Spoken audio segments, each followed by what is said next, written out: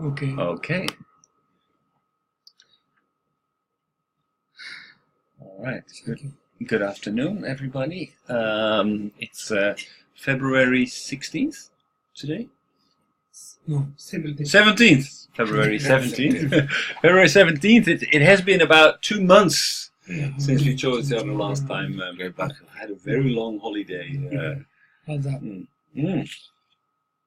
It was good to be back in the Netherlands for a little time. Yeah, it's a good time to realize that how things also are changing. Well, you need to show us. Just your camera. Just your camera. Just camera take us. Two of us. Okay, but then I cannot show the full screen, right? No, it's okay. It's not full screen. You just setting up only this slide content and just up the corner. You're going to show here. Right. Down the corner. Right.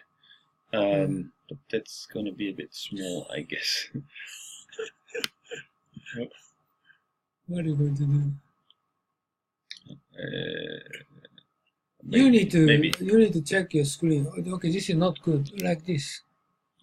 Okay. Oh no, like that. Right. This one. Okay. All right. Right. Okay. And you're clothing too much. A little bit more sliding back. Okay. Right. And also the. Okay. All right. Mm-hmm. So. Like this. I'm a little bit closer.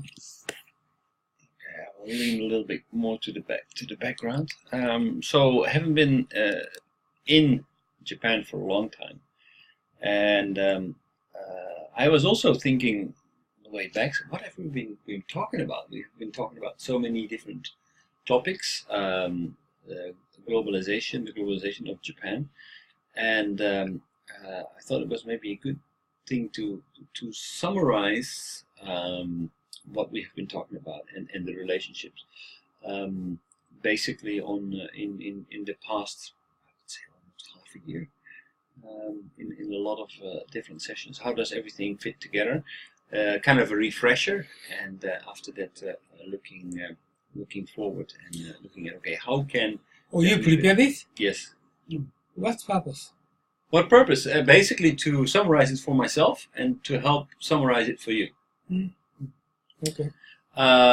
So basically, we have been looking at the future of Japan and the demographics in Japan. Basically, we learned that in around 2040, 2050, there will be about 100 million people left in Japan. What does that mean? What does it mean? We looked at Keynes. Keynes basically forecasted in his time that if you have a very young and upcoming nation, you have a kind of like a dividend. In that case, a lot of young people will come into the market. You will create a kind of like a economic dividend, but you have a major challenge because every year more people will come on the market, so you need to grow your economy very, very quickly. How can we feed all the mouths that are being born? So that is a big danger of developing nations. But then once the economy starts to develop, you will see that basically the population growth will start to decline. So the growth will slow down, and that means that actually you will see an aging society, and then the question becomes not how can we feed all the new people in our population? How can we provide jobs to all the people in our population? But more, okay, how can we take care of all the elderly? Because in an aging society, you will see that more people more people will need care, health care, be looked after. So the cost will increase, and the number of shoulders that can carry this burden is going to diminish. So basically, Keynes says, okay, well, either you are running and you have a hand time to take care of the new population, or you are in a situation where basically after this, when you reach a full growth, then you will automatically go into decline, and you will have a tough time to take care of the elderly. So there is actually no stability. There is no stable point. He was very negative about this.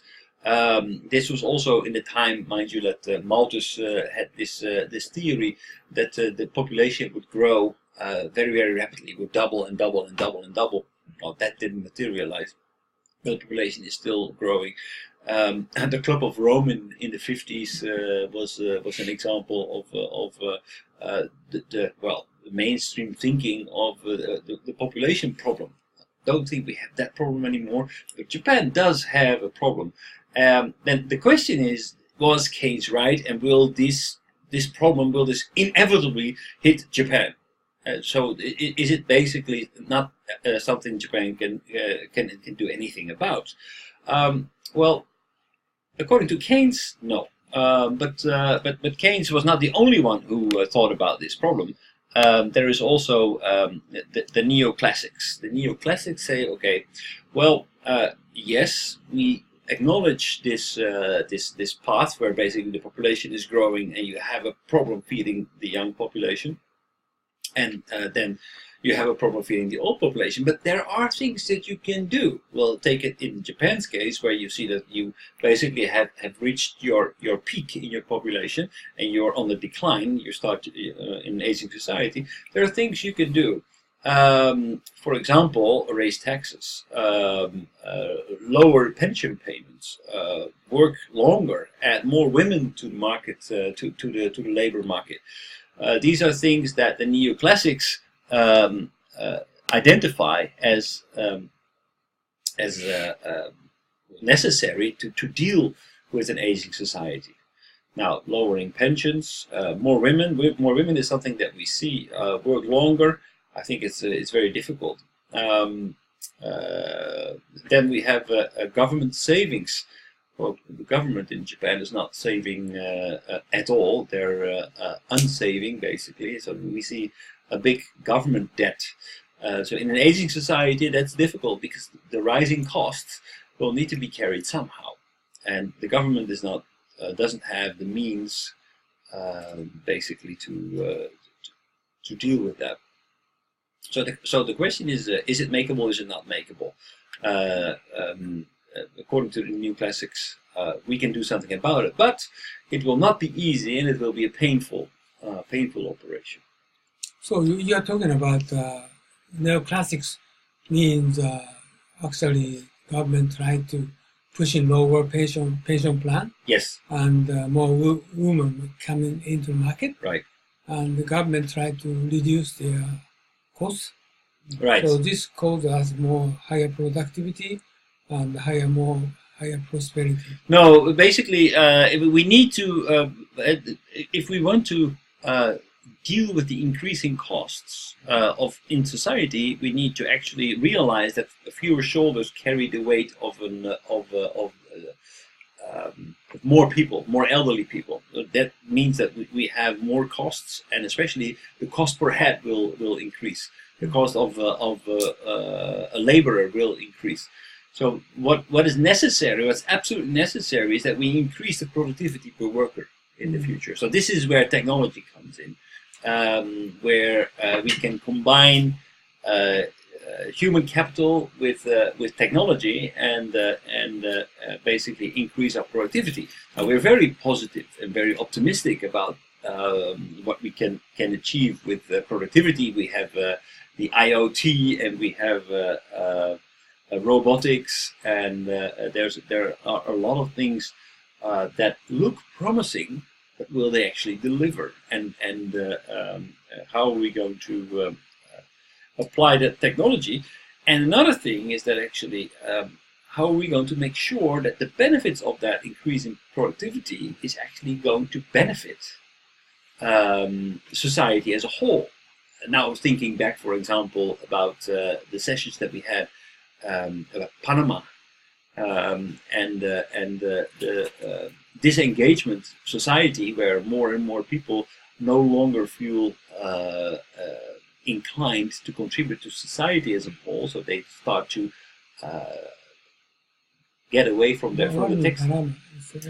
Panama? The Panama Papers. Oh, paper. So the super rich are not paying taxes, or they pay taxes, of course, but they pay actually percentage-wise. They pay less than the people with an average or below average income, because they have less opportunity to actually deduct costs. By the way, what do you want to say here?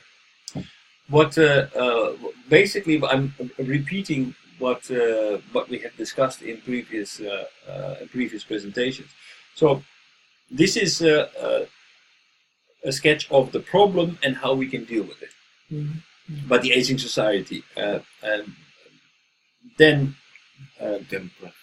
demographics. Then am I right in getting this? That idea we discussed before, that there's something that we could add more factors, like it's just mentioned IoT and AI. Yes. To decrease the necessary per head and also the increase output. Yep. Then also this concept comes with something like the basic income, Right. because the AI and IoT solution replace the actual human Right. resources. Right. deployed. Right. Then, but instead we may be able to get more profit outcome. Yeah. And it could be turn out to be the money. Right. Then the government will have more revenue than will be maybe used for the basic income. That is right. But that is first of all. But you have to realize we really put a lot of trust in this in aging society. So the government is unsaving because they build up a big debt. And they say, okay, well, in the future we will be able to increase productivity because look at the technology. Everything is going to be easier. But who is actually going to benefit from this technology? Is it the society as a whole? Is it really the people who make the technology? Will they stay in Japan, or will they find some kind of tax haven and actually start paying taxes somewhere outside of Japan? We don't know that. And the possibilities are plenty. There is actually already talk about completely revising our tax system, because the people who make a lot of money are actually not contributing anymore. So they're actually thinking about abolishing corporate tax as a whole and completely consumption based. So private taxes. Why don't you write down the AI and robotics on this chart? Because I would. It's just for discussion. It's so increase. Because Kaka said the point is major point for improving the productivity. Yes. Productivity. Yeah. So it's heavily depends on that spreads of the policy. This policy using the AI and the robotics for changing some society. But it's all a belief, right? Yeah. It's helping that elder. The way of the people, and trying to get more people engaged in the society. It depends. So it could be something else. Yeah. It could be also the other way around. Right. Way. Right. So it depends on that spreads and policy. And I don't think I have ever seen this kind of things in Japan. It maybe. It could be found some countries in Europe, like the government is providing more social service, right? And also some examples in Macau, where it's been already the people is given the basic income. Right. So basic income is we have a minimum income in the Netherlands, People who lose a job get unemployment benefit, just like Japan. But if you, after a year, still are not capable of finding a job, finding a suitable job, you will go on welfare. Welfare is basically basic income. There are quite a few people who need to rely on welfare in order to not fall into a poverty trap. Of course, it's not a lot, but for some people, it's necessary. Now, thinking back about, for example, the integration problems we have in the Netherlands, that we saw that a disproportionate amount of immigrants are actually need to rely on this, which creates a lot of animosity between immigrants and Dutch people, because they say, hey, we paid the taxes, we have been working for generations to build a welfare state, and now you just come here and hold up your hand and do not contribute to our system, only take benefit for it. While on the other hand, perhaps the immigrants would argue that, yeah, well, you don't give us access to your labor market, therefore we need to rely on your welfare system, otherwise we cannot survive. And how are we going to take care of ourselves? So in case it would create more. That absolutely. If you create like a basic income, a base income that will, people who say, well, it becomes very difficult. Like for example, when I graduated from university, I was going to travel, but I had like a 4-month period to bridge because I still need to finalize some paperwork and for the university. But basically, I was graduated. I needed to hand in some papers. So at that time, I would be eligible for unemployment, for welfare, because I would no longer get a grant from the university and no income. So I would get a base income. Now I could actually, I thought, okay, well that's a bit too rich, so I can work. It was in a time when unemployment was very high, and I was not available for a long time.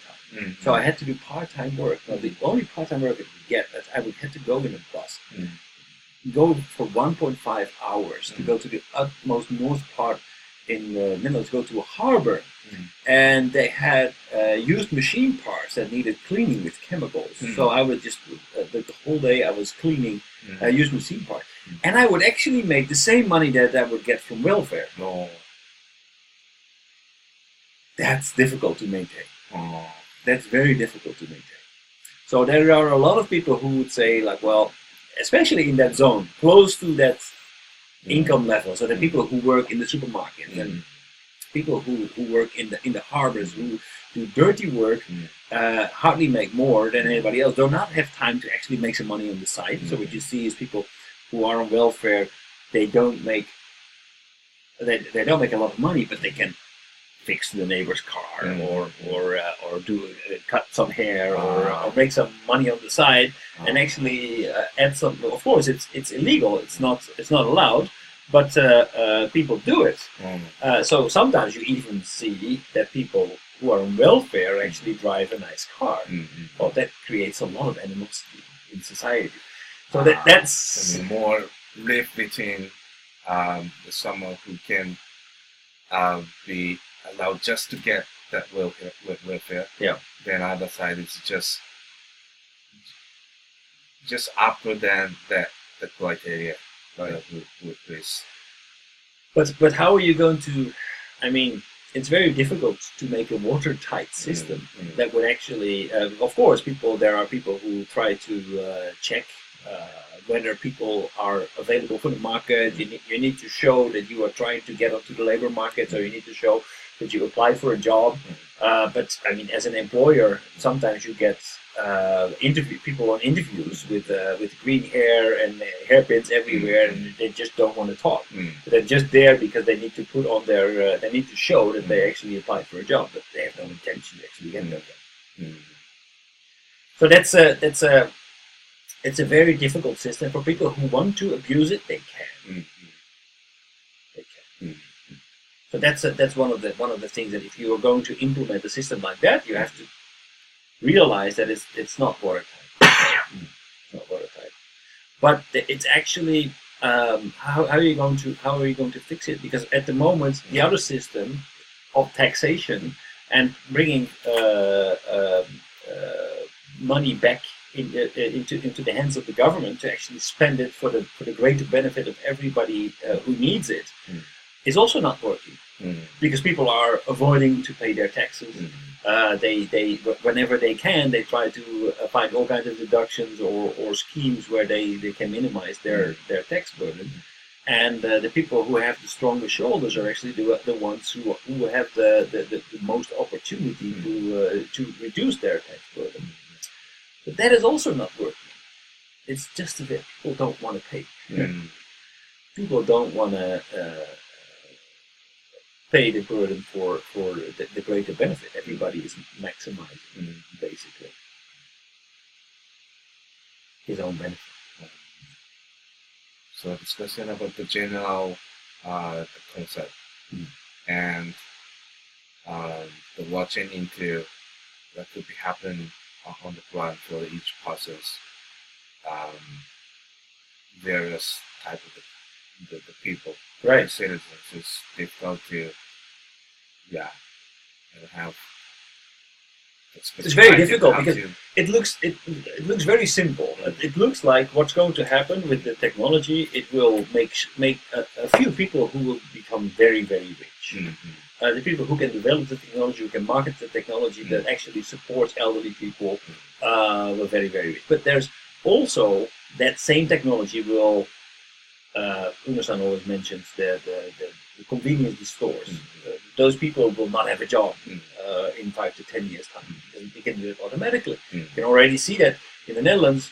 If you go to a supermarket, all of them, they have their own scanners. So you basically pick up your scanner, you pick up your groceries, you scan them yourself, and you go and you pay, and then basically. You auto pay, but then sometimes they take a test, and they take 5 articles. They see, is that indeed on your bill? If 5 are in there, okay, you can go. It's already happening, and it's every supermarket in the Netherlands. No employees. No, it actually reduces the number of employees significantly. Yeah. So I'm doing like the cashier and payer and buyer. Yeah. But actually, you just write down this is the kind of sort of area more bigger than those. Yes. So it of course it's basically to put but we have not really talked about technology and things like that. What I'm talking about is just a new economy is AI and robotics rather than all those. Okay, government savings, they don't do that. Huh? No, they don't do it. More women very reluctant to work. More patient, there's elderly people against them. So, Dynamo actually, you mentioned about Dynamo before I went. I looked into it, but actually the guy who was it? CEO, he's been replaced with a woman. What? Oh. Yeah. No. The CEO is now a woman. Kaoru Nantoka. Yeah. Very rare case. Okay, but anyway. Just the AI robotics change the world. It will change the world, but it will mean that there will be a bigger gap between people who have money. There are fewer people who have more money, and there are a lot of people who will rely on. This you just consider for Sweden, for your country. Rich people need to pay more tax, right? Yeah, but they don't. Why? They can avoid it. They can go to Panama. They can set up a holding company somewhere in the world. Just Panama paper, you stole that, but this is not sustainable. Just like a Sweden, like a Finland, they pay. Sweden, it's tax rate 80%, right? Yeah, well, that's the top bracket, but yeah. Right? So they need to pay anyway in the future. Next 10 years, your country the same. Panama paper is eliminated. Also, but they cannot eliminate that. No. This is the government trying to get money from those. Yeah, but of course. But except America, okay? Can they? I tell you, except America, except Britain, they are a different type of government, okay? Because they just cooperate with these people. 1% to occupy their government, right? Right? Oh, the 1% is the government. Yeah, exactly. But it does sustain forever. But do we still have that kind of solidarity into our society that will make the rich people No, to no, actually pay those taxes. no, revolution. Ah, right. Do you consider for history? Always these people revoluted by disappearing to people in the history. So this kind of things happen next couple of decades. Right? Okay, so we're going to have a revolution. Like, watch Japan. Japan is no rich people.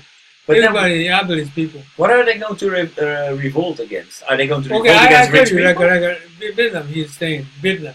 Vietnam is GDP per capita is $2,500, but very richer than Spain, Philippines. Philippines more they have more money, more than $3,000 per capita, but they're poor. Why? Why? Because few rich people occupy the country. Right. This will not sustain for long years. That's the reason that Duterte coming on as a president. But like more concept of Vietnam. Vietnam is lower than Philippines, but they are more rich. People is more wealthy rather than Philippines. But Philippine people, they understand. Philippine people coming to very soon. They're coming to work in Vietnam. They get to know what their country is going to be. It's not fair. Right? This is what I wanted to say. But what are they going to revolt against? Are they going to revolt against AI and robots? Or are you going to revolt against the people who have the money? No, revolt. This is save my hours. They don't need to work at supermarket. They need to drive a car. Taxi driver, you don't need to do that. This all cost is so. They're gone. So, but what about the taxi driver? Easy. So just government is going to raise corporate tax. Yeah, but you know that if you raise corporate tax, that means that those corporations will go to another country. No. Increase corporate tax, they will just consider they save 10%. And this kind of 10% distributed as basic income. Right, but where is the comfort? No. Problem is after that. Okay, basic income. Everybody going to get money, right? Right. Unemployment. Okay, I get money. This cause problem. What kind of problem is not world is not money. If you get I don't have a job and the government will pay for me $10,000 a month. I don't need to work. What happened? But where does that money come from? Oh, this government will pay for it. Yeah, but how does the government get the money? No, the problem is not the money distribution. Problem is like his goal, his future, his plan, lifetime plan. This is the problem. For example, actually, is the country, like your country, unemployment, government will pay money for you. They are not happy. No. This is a problem. So this is the kind of education, kind of training for the... Most people are not. Yeah. Not everybody. Yeah, this is a very important issue next 10 to 20 years. Yes. Government get rich and they distribute money for the ordinary people. What happened? They lost dream. But how does the government get money? I think that's a very No. AI robots is corporate profit go increase, just 10% increase, 10% increase, 5% government will take out from them. So this kind of money is will 10 years. I don't believe think about taxi driver, taxi company, they don't need no driver. But I don't think that the few people who make more profit are going to share that with the government. No. Government increase by company increase tax. But how can they do that? It happened. Sorry. Yeah. So some company get richer will be becoming more and more like the Apple and some global company who can... Exactly, you said Apple, right? Right. Apple easy to store and take the money out of the government control. Exactly. Yeah, Apple and three company, Facebook and one more. Google. Three companies, Amazon, four company. Four company is outstanding company in America. And government, they worry about how we're going to handle those be. Exactly. No. They're concerned for company. They're going to take action anyway. They try to currently beforehand they try to manage monopoly law. Yes. But this is not adapted for monopoly law for those companies. So they're thinking about. They try to control all the China is the same. They try to control whole company because they're too much got profit, and also they try to invade IT industry.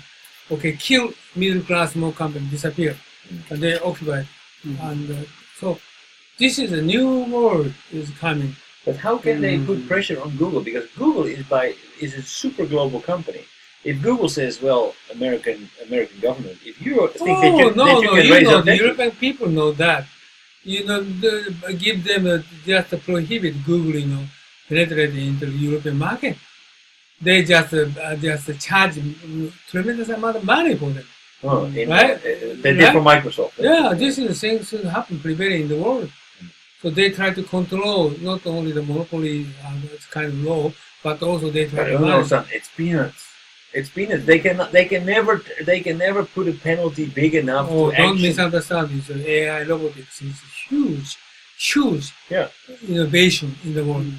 No, I don't worry about that. I'm worried about what you're saying, so what will it do to the people. No, don't misunderstand. What I'm worried about is not poor people. Poor people, year by year, they are less and less, okay? And everybody more wealthier. And what problem is, how we're going to give them a dream, okay? Main issue is, okay, so far, everybody working hard, try to get money, try to raise their family, and try to buy something else to satisfy their need. But whenever they can buy everything, they can pay money for family, you don't need to worry about what happens in the next 3 decades later. We have a lot of problems. Just what did you go? No go. This is a social problem. This is what my concern. Okay, you need money. Okay, you need to earn money. You try to do A, and B, whatever you need. But okay, government will pay money everything. You don't need to work. What happened?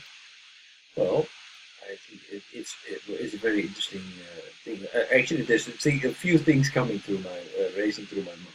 But first of all, well, I'm not sure. I'm not sure whether we will actually be able to redistribute that money equally over all people, and that we will be able to put enough money into the hands of the government to actually provide this minimum income. Okay, I give you. I give you an example. My Accenture, their past to my colleague, they have million dollars. They have, okay? And some person more than 100 million with them already. Yeah. This Accenture stock price is double, triple, 10 times. It means 100 million already, no? So those people, they don't need to work. Right. What happened? 5 years plus, 10 years plus, 15 years plus, what happened? Can you guess? They can buy anything, any kind of thing. Not like me. It's me. I can talk with them. You're too rich. Rich people, okay, I want to buy building, I want to look for them, beautiful garden, whatever you like. So then what happened? No dream, huh? No, I don't think. But that's the other thing. They are not happy. Because we are so much. I tell you, they are not happy. You are chasing money. While we are chasing money, you are happy. So it's a matter of nationality. The specific for Japanese,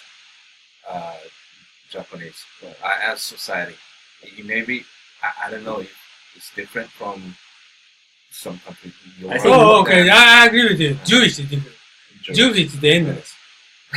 They are endless. They got money as possibility they can, but still try to get money. That's the reason why Hitler killed them. Right? Jewish is different. But Christianity is different, more moderate, not like Jews. So how is the rich person in Europe actually, as they don't need to work more? Well, basically, money becomes unimportant. Once you have enough, that's right. That people is more fair. They're going to share profit. Okay? That people share profit. That's the reason why basic income come up here in Dutch. Otherwise, the American style. American style don't care. Poor is poor. But that people is not different. Okay, poor people. Okay, we're going to take care of them. Our society are basically Protestantism, right? Protestantism is more moderate. It means that society doesn't like to see people who are extremely rich, and so people who are rich, if they want to become very rich and they're gonna expose themselves and gonna display their wealth in society, they will be pushed out of society because basically we believe very strongly in equality. Everybody is the same.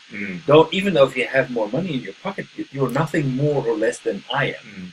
right? So everybody feels that. That's why we're so bad at service, because everybody feels like, I'm not going to work for you because you're the same as I am. So we don't feel any difference in rank in society. So that's why people feel a little bit reluctant to become extremely successful, extremely wealthy, because that means that you lose your position in society as a whole. Why Dutch people thinking about like that rather than American people? American people never thinking about that. No. Why? What's the difference among white people? Oh, that's a good question. Well, I think basically we don't measure well. Okay. I think in America they don't measure people by intelligence, by looks, but they measure people by how much money they have. If you have a lot of money, you're a success. You're a hero, even though you're a pig. You have a very bad character. You're successful. You're a winner. You made money. Okay, Look at Trump. Okay. I give you another question. This why Dutch and Germany is very close, but just regarding kind of sort of issues. How come Dutch, German people not like your country? I mean, basic income approach, they don't have it. How come? Germany is very close to you. Germany is actually, they also have a welfare. Oh, really? Germany has the same system. No, Germany has the same system. French? I think ours is a little bit more generous than the German one. French is also less generous. But everywhere in Europe they have like that kind of basic. So America is different. America. So how the people? No, but America also has welfare. Not basic income. Yeah, well, The American people is poor. Poor is poor, but Right? there's still welfare. Okay, you mean the food stamp? Food stamps and things like that. Right. Some, There's still something that okay, a society cannot. Another question. It's Right. very interesting issue in Japan. Right. Japan is recently very poor. They have no way to survive. There are Right. some people, there's some money by government. Does the government give you any money? Some money, yeah. They give you some I money. think they do, but if Oh yeah, unemployment benefit they do. Tokyo municipal apartment here around here is very cheap. And when I just my wife threw me out, I just moved to Tokyo municipal apartment. I can stay there. It's very easy. Oh, okay. I agree with you. No problem.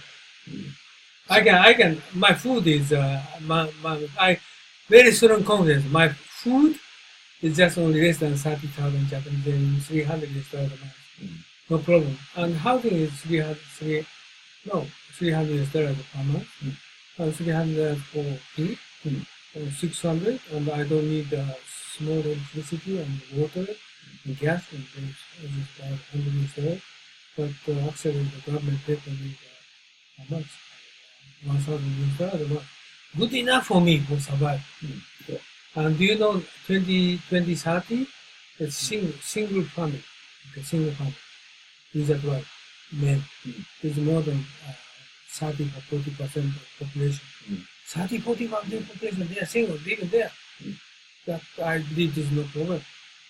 But lonely is another mental issue. Loneliness, that's on the one. Another mental issue. I quoted him. You must be careful about that.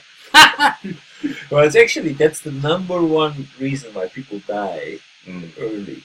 As they found they did research after that. The number one. Okay, I recognize that. Loneliness. Okay, my wife always told me, "You don't care about I don't work." I told her, "No, you don't need to work." She asked me, "Why?" My former husband told me I should work. No, woman doesn't need to work. Why? This is a human being. Okay, men is work, women doesn't need to work. Because the woman give me some sort of courage, some sort of encouragement. Things give if she would give it to you. But many cases she doesn't. If she doesn't do that, she doesn't do she that. needs to work. She doesn't do that. But if she would give me some encouragement for me, it's okay. Don't need to work. You give me my spirit. So if you willingness, if that works for you to make income for the two of you, then that's, exactly. But I never tell her that. No, sound bitchy. Someone doesn't have the the courage and some willingness. But someone used to have to work 7 days a week and 24 hours a day to survive. But the ones they're given the basic income, the money is as they don't need to work more. With that basic income, they just survive. Yes. So but people are not happy because have to be the mindset. The some Japanese are not well educated to make their life rich, not in terms of the money. Right. But yeah, it's mindset in Europe. I agree with you. Well, okay, I mean, just what he is saying is, Edira this morning, Sonoda's portion. It's very important. Confucius said, okay, ancient Chinese people said, if you don't get money, but you should have how to survive.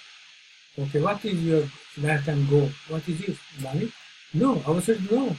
This is very important education we had before. Well, it's a race you can never win because basically, I don't know why people are happy because chasing money, you can never win because there's always, you never have enough. No.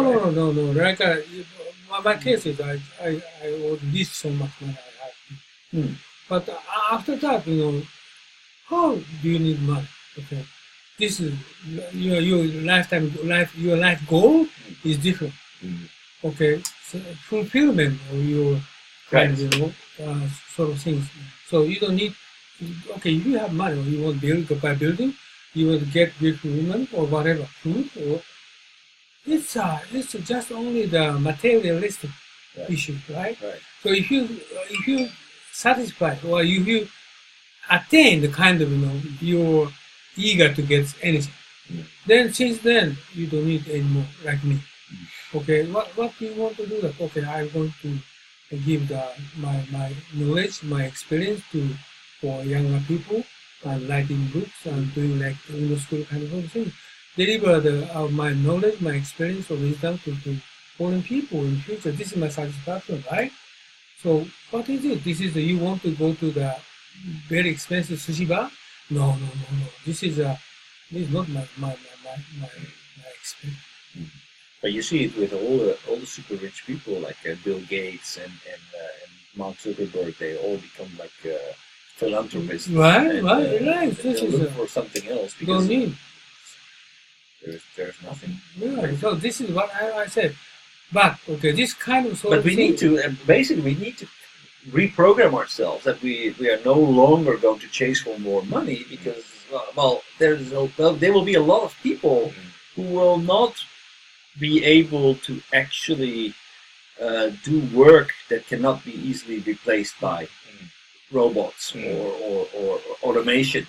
There's no need for it. Just a moment, you need to consider thinking about Greece or Roman Empire. 2,000 years ago, they looked like slaves, right? Slaves worked, right? But citizens, they never work. Right. 30,000 people never work, and just only don't do anything. They don't do that. Talk. Right? Talk. That's the reason why famous philosophers coming up. But they came up with the philosophy about Stoicism, for example. Oh, okay. But in the world, we're going to very similar situation next 3 decades later. And you don't need to work, and the robot will go to doing your clerical work, and you don't need to work. Government will pay money for you. And at that time, what is different? Right. I'm worried. I'm very worried that we will not get there because I see the problem. If we get there, whether it's a very desirable situation, I think people still want to find some kind of self-fulfillment. Maslow has this pyramid, right? So you have you need your food and your water, but you also need self-fulfillment. Yeah, so that's the reason why I wrote book every month on democracy. I'm writing down 10 books, and in future.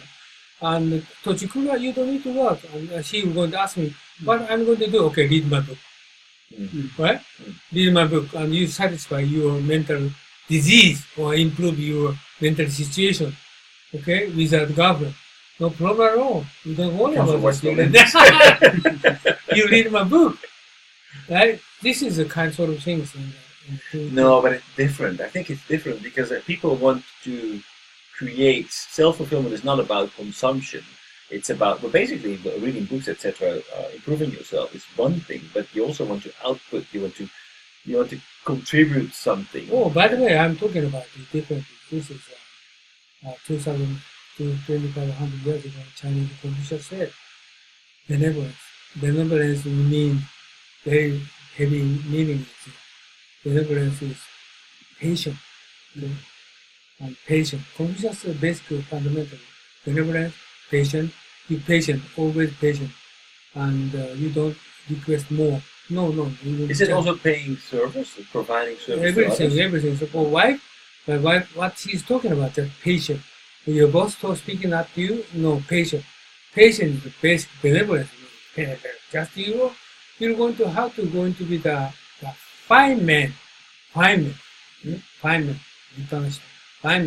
Then you're going to be patient. This is just Oriental people. But Jewish, and yesterday the old lady, Professor Sam told me, no, Clyde, patient, no, this Western people never do that. Western, like Judaism is not patient. Express what you think. Right. That's the reason why Jewish people hate in the world, right? They try to how to get money. How to do in that. They speak out what they think. It's different from Confucius. But this is, I believe, is all the Chinese people taught us Japanese. Edo era, we educated very much. This kind of experience we try to revive again. Otherwise. Hmm? You have to revive it. Otherwise. Oh yeah. This is very important We thing. lose our So that's the reason why I'm just talking about. We need to this year 250 years made this lesson. We need to go back to the Edo era to just wisdom. But understand, how are we going to make sure that the people who make the money, who benefit from this robotics and AI, that they are going to pay for the rest of society? Because we see exactly the opposite is happening. Yes, they do just everything. You don't need even if airplane, you don't need the pilot. You have to have no pilot. And also supermarket everywhere. Yeah, but that there. means that people none of people bank are there. Right. So that means banks make more profit. But how can we make sure that people increase tax? Yeah, but tax, like Sweden, 80%. Yeah, but I mean, basically, you need to pay. Yeah, but it's so easy to basically put your money outside of the country. Yeah, this is it's a global. That's why I look at democracy. What it looks like. Reason is you going back to the Greece era. Greece era is democracy. Just start with democracy. What I'm talking about, going back to democracy. Okay, What is democracy? For the people, to the people, by the people. What this mean? You need to going back to you. What is the dream? What is the future goal? Going to be? Need to study. Need to back to the old ancient people thinking that. But our world is going back to ancient eras. Very similar situation. In China, 2,500 years ago, going back to 2,500 years ago, same situation coming to now. Okay, 3 decades later. So we need to restudy again. What fruitful mind and benevolence and thinking about the other people happiness, not you, but all you take care of your wife. That's why they pay taxes? Yeah. So the consider for your wife. How to keep your family happy. This is a new era is coming on the south. Not by paying taxes. Okay. This I tell you, this is what I'm saying. That's the reason why UNNO school I started. That's the reason why I'm writing books. Because in future, they want to know more. They want to get more wisdom. They want to go into better people and humankind and more benevolence and righteousness. Are going to do better things for the world. And in the future, this kind of there's a stage will come. This is what I'm saying. Well, and just Maslow, you said. Yes. Final stage will come. Right. So, but it will require for everybody to also have some kind of self-fulfillment. Yeah, self-fulfillment. So self-fulfillment. I agree, but I'm very much worried that the path that will lead to that stage will may not be able to actually get on that path because Or for there is no example, solidarity in for society. example, you can go any kind of restaurant, any food, but in this case of restaurant going to free. What happened? Okay, you want to pay, I'm going to pay. It doesn't matter. What is the best more comfortable way to life? Your life. This will coming soon. 3 decades later. So I'm still worried about the taxi driver. You are too young, still I'm old, but I have heavy experience. So I'm just born after World War II, and my life in early age is so poor and very difficult to eat every day. But now it's getting better, better. And the next 3 decades, more better, much better. And Toshikura, you don't need to work. What happened for his future? Okay, his colleagues don't need to work. What happened in the future? What kind of dream is you want to chasing for? This is okay. Answer is simple. Your wisdom, your knowledge, your skill. Okay, and you want to know much more better. No food, no living, no house. What do you want? But you want to know some knowledge. You want to know food Fuji. You want to know what is Greece, what is Zambia, what is Bangladesh or whatever. You want to know your knowledge and wisdom, and you want to satisfy your daily life, right? Or maybe you're going to more focus on analytics and Confucius. You want to study more, then you are satisfied instead of food or living or whatever. This is true. This is I 100% for sure.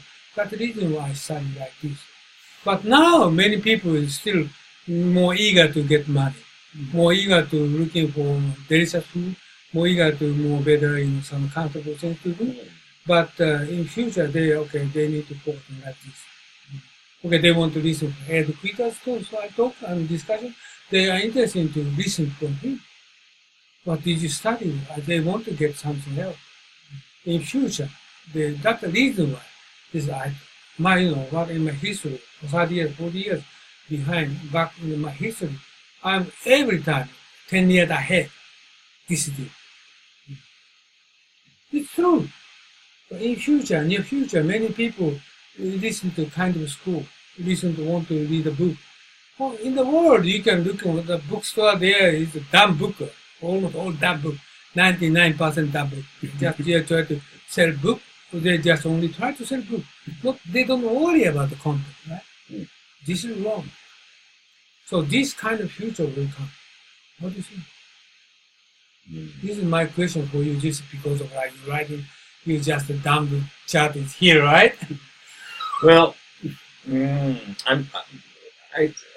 I'm worried that it will not come. Why not? Because I don't think that we will have enough solidarity to actually make sure that the money that's being made, that the people who make the money, that they're going to share equally with others. That's one reason. I also am not so optimistic about the fact that people will change their behavior. If you look at the average person watching television, they look to soap operas and the... Oh my God! Do you know the TV, Japanese TV? Many people now they don't watch it. Right. They are switching to the other, media. Not TV. Just all TV stars is all the same person on the screen, right? They don't need to watch anymore. They are moving to different areas, different media outlets. Yeah, Facebook.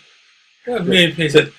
like. Facebook. I'm trying to open my broadcast is YouTube, and I open my YouTube, and I'm going to get a discussion put on this.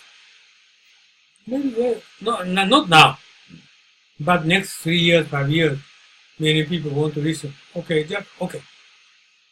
This one, I'm recording 4 hours, 5 hours, right?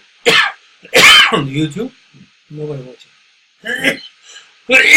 Since this week, last Wednesday, 2 hours, 30 minutes, I chopped it out 10 minutes, okay, and put on the Facebook. Right. Immediately, 100 viewers. Oh. Beforehand, 1 or 2, not 1 or 2 minutes, 1 or 2. But now it's 100 views, 10 minutes. But content the same. Okay, I prepared the chopped in 10 minutes or 10 pieces, one by one. That's a lot of work or something. Yeah. Yeah, you know that it takes several hours. Oh my That's God. a lot of work. Yeah, a lot of work. But I move. You know I move? Yes. Okay, I prepared it, and this is my heading and last the end, and just prepare the 10 minutes and cut it in 10 pieces and one by one on the Facebook. Every time they view 100 views. This is very people. Beforehand, every week I just 5 hours, 8 hours on the Facebook, but nobody watching. Or YouTube, nobody watching. But now it's going to carry less than 10 minutes, 100 views. It means today is like we're going to do 4 hours, but I'm going to prepare for 20, 20 set for prepare. Oh, different titles for each of those, but everybody watching. This is very important. This is I recently. Okay, I decided last month. Okay, I decided to going to start broadcasting network. Right. Okay? We talked about it just before. Broadcasting. Then I decided I find that two issues. First issue is like this. Oh, chop it out. Or within 10 minutes, viewers is increase. Right. Second issue, I'm going to start to recording. My voice was so painful. And I bought my Right. and also that he is Takashi is Vietnam, and he just speaks something, but I can't hear you. And I asked him to, okay, why don't you buy my microphone? Oh, you also have one. Yeah, I asked him I to. will. No, not really. You should buy now. Buy now. Your internet. This one is best. That one. What is that? What? But buy the Vietnam, otherwise. No, this one. It's Audio Audio Technica. No. This is cheapest one. This really? is yeah, $20,200. But the expense is $1,000. But I can't pay for that. But this one is very good. Okay. You said hang it from the ceiling. No. You see that actually. Oh, this is the radio studios. I tell you, this kind of light and this kind of several poles. It's my space is so small. Yeah. So if you're going to hang a microphone, it's like a studio. Yes. Nobody want to That's come why here. I'm proposing to hang the mic from the ceiling. Nobody want If you put the nobody mic want on to the come. table, then Yeah. it shares that space. If so, I think I'll go and buy something, stick here, put in stick here, and just over here, and hang a microphone here. If you buy the nice stand, then you can. But this amount of this microphone doesn't work well. Or Only kind the- of like a I know, rod. no. This microphone just only the 15 centimeters, not more than 1 meter. Doesn't that come with some kind of like a Oh, pole that you can just hang it? this pole is I bought for the back sheet. Left Ah. and right back sheet, and I bought my sheet, but the sheet is just holding market on the sheet, so I just changed it this way, and this one is more easy. Okay, so let's move on. Right. So, okay. Okay, so there will be in conclusion. You are what- incomplete. so what you're saying? Sticking to what- money, right? Yeah, I'm very much worried because actually the trend is that we see a much bigger divide between the people who have and who don't have, and I'm not convinced that we will be able to actually create enough solidarity with the people with this ever smaller group of very rich people to actually contribute to society as a whole. Well, whenever you reach into the satisfaction of certain level of money, and you can buy building, you can buy anything else, or you can whatever you want, you can buy it. Yeah. Then since then, like me, you don't need any money. Right. You don't need any money. Just like me, a food or house, living, clothes, like gold, diamond, no, I don't need. No, but you're I right. bought everything. Wife, okay, wife is good enough. What kind of wife do you have? But just only wife is most important. But I tell you, wife we're going to divorce from me. Maybe at that time it's lot of most difficulties. Wife, right? I need to looking for another one, but it's a very I try to make an effort. It's kind of divorce, so I don't want to do it. But anyway, more important is your family. Your family is most important, not money. Do you know the song is you raise me up, you raise me up? No, the song you raise me up. You know that? You Right. raise me up. Yeah, you know that? You raise me up. You lift me up. Yeah, you know that?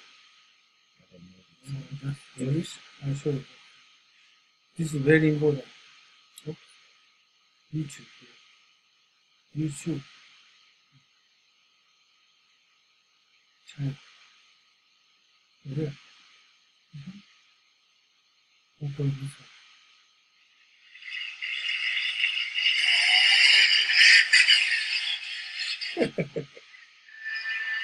Do you know this song? Do you know this song? Where is it? You raise me up. Ah, You know? oh, The most famous Martin is the most famous singer. Marty. Martin. Or is it like Scottish or Irish? It sounds good.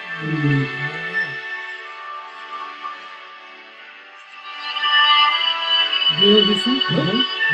Oh, you should know this. I don't know it. This is for your wife.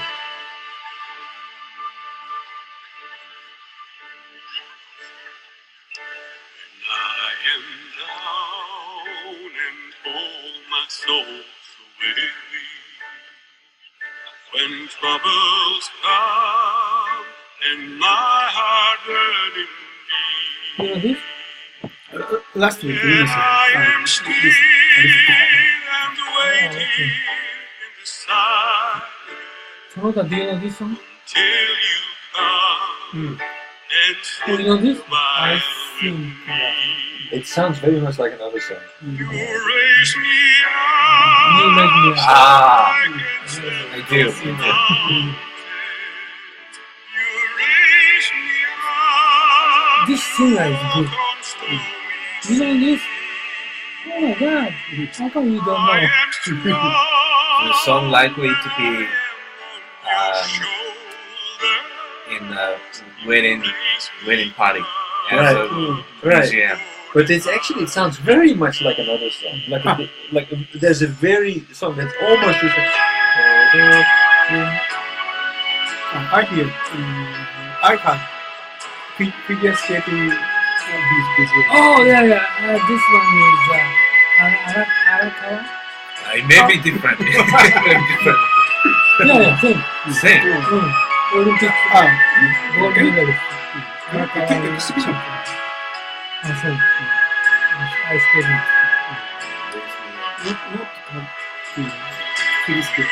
Raise me up so I can stand on mountains. This is Sanders. You raise me up to walk on stormy seas.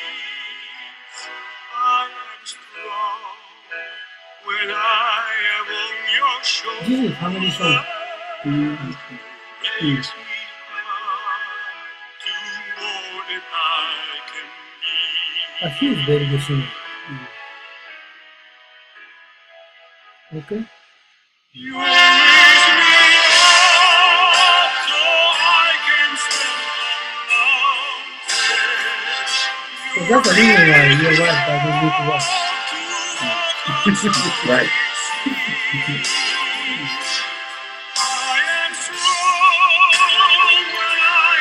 If she is good wife. Yeah?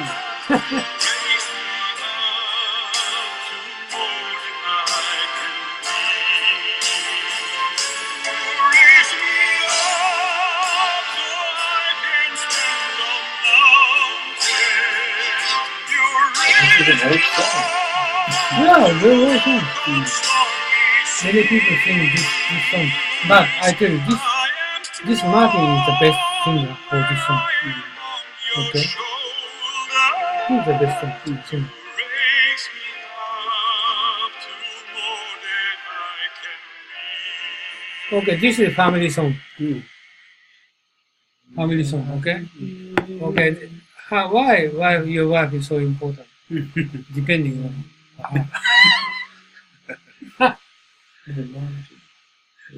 Okay, Well, anyway. I tell you, this is the answer. My answer is not money. Answer is not money. No money. Okay, do you get it? Mm. Okay. Answer is family. You are how to try to more importantly emphasize family. This is very important. That's always I'm talking about Takashi. Why don't you take your wife to his wife working at the same company. But this is very important. And my past fault, past several decades fault is always why divorce because I don't live with my family. It's my misfortune. This is My wife is so good that they're raising me up in by the remote. yeah. Raising me or just taking me on the Push you forward. Go. Okay, let's move on. This Okay. is, All right. So increased productivity. Increased productivity. That's a big story. Technology, minimum income, redistribution problem. It has to do with the globalizing financial world. It has to do with whether or not we will be still be able to raise corporate taxes. It's a very big issue that maybe is worthwhile a new series of lectures because it's actually I think not a given that we will be able to make good use of these technological development that it actually will lead to more diversity, not diversity, a stronger division between rich and poor in society. So I'm not so optimistic, to tell you the truth. Another thing that we talked about is the inefficiency. So increasing cost, but also inefficiency of on the Japanese work floor, not in the factories, not the blue collar workers, but especially white collar worker inefficiency. The inside the offices was a problem, and that's something that we that needs attention. So demographics, the demographic development means that there will be less people, more costs. So basically, companies are now starting to think ahead and say, okay, we have shrinking market, and that will lead, that needs to be addressed. And many information for me. Mergers and acquisitions. We have been looking at mergers and acquisitions, and we looked at a number of cases. We actually looked at a lot of cases. We looked at failures and fixes. But let's look at the cases first. We looked at a successful case, Renault-Nissan case. Renault-Nissan is an example of a successful, well, it's not really a merger and acquisition, it's more of an alliance, as they call it, where both Nissan and Renault kept their own identity, and they coexisted, but for some reasons, actually, it was very successful. Nissan was almost dead. And within a year, it managed to turn itself around and become profitable. So why is it such a successful case? Some of the reasons that we discussed: modest, empathetic leadership style, willingness to learn, not to dictate, but. The first 3 months that Gorn was CEO of Nissan, what he did was listen, just listen, and try to learn and he was convinced that the problem in Nissan were known to the people, and he was also convinced that the people of Nissan also knew exactly what to do to turn it around. So what he did is say, okay, well, I trust these people. I will listen to them. I will put everything together, and then we will implement the solutions that the people will bring to me. So it was very much fact based. So I think that's was very important. Facts spoke for themselves. If they wouldn't take action, then Nissan would fail and fall. A lot of things that were done were basically, well, we call it holy houses in the Netherlands, and it means like you cannot touch that, like the pension system, like the promotion system. You cannot touch that. But the specs spoke for themselves, and they were leading in turning Nissan around. So you need to get the facts on the table and make a pragmatic approach to resolve the issue. So listening, reward, discipline, and execution was important. Delegate responsibility to the people. Not everything that goes to the top, but delegate the responsibility. It is impossible for a single person to turn the company around. Share the success and a long-term vision. That's besides bringing Nissan back on a profitable track and a very profitable track. They also made a lot of investments in electric vehicles, and that turned out to be a very good decision that they made, because electrical vehicles seem to be the future. You see them everywhere in Europe, in the Netherlands. I was very surprised. You see so many electric vehicles, not in Japan yet, but in the Netherlands, there are many people. All my friends have electric vehicles. Yeah, they all have electric vehicles. I must very expensive. I must say, well, there are of course good reasons to buy them, because there are all kinds of tax benefits of getting an electric vehicle. I see. So it's actually it makes sense for a lot of people. I must also admit that all the people that have an electric vehicle have also a second car. So one with that runs on petrol and usually used. But for business purposes, the tax advantages that you will get from owning an electric vehicle are so great that a lot of people decide to buy one. By the way, Nissan case is recently they got a problem for their culture. Okay, their culture that gone could not change their culture. Still, they are a problem for their culture. Really? Yeah, and car problem, their cause problem, and because of their culture, they still they didn't change. Couldn't change. So recall is called problem. Oh, okay. Recall, big problem they cause. Even if they try to make a lot of effort and lot of reform and innovated, but still culture didn't change. It's culture means okay, behind the scene they can do wrongdoing, so they still continue. They don't have a good internal check and balances into the system. Yes, that's right. I think that is we see that a lot, and actually that's also a thing that we have discussed in the past months. That it seems to be very, very difficult. When we were talking about branding, you remember, the brand made in Japan, how it has basically come under fire because there are so many scandals that have been coming up. So many recalls, so many quality tests that were passed but actually not passed.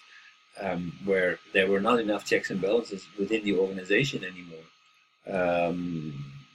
That is a problem. I think that's a problem in a lot of Japanese organizations. At least it seems to be a problem because looking at the number of scandals, it seems to be choking. So even though he tried to make a tremendous effort to improve that company, but fundamental culture they didn't change. This is I was so amazed. They couldn't change. Not easy to change. Culture is very difficult to change. But it means still though he succeed or classical success. It's unbelievable. Right. But also, when you say okay, one of the reasons why this would occur is that basically you don't tell your superior no. So, for example, if we make this problem go away, where was it? It was I saw this about the elections in Japan. There was a district where votes were missing. Oh, you mean the vote missing in some town? Yeah. Oh, yeah. Unbelievable. Unbelievable. Unbelievable. Yeah, it's like Africa. Yeah.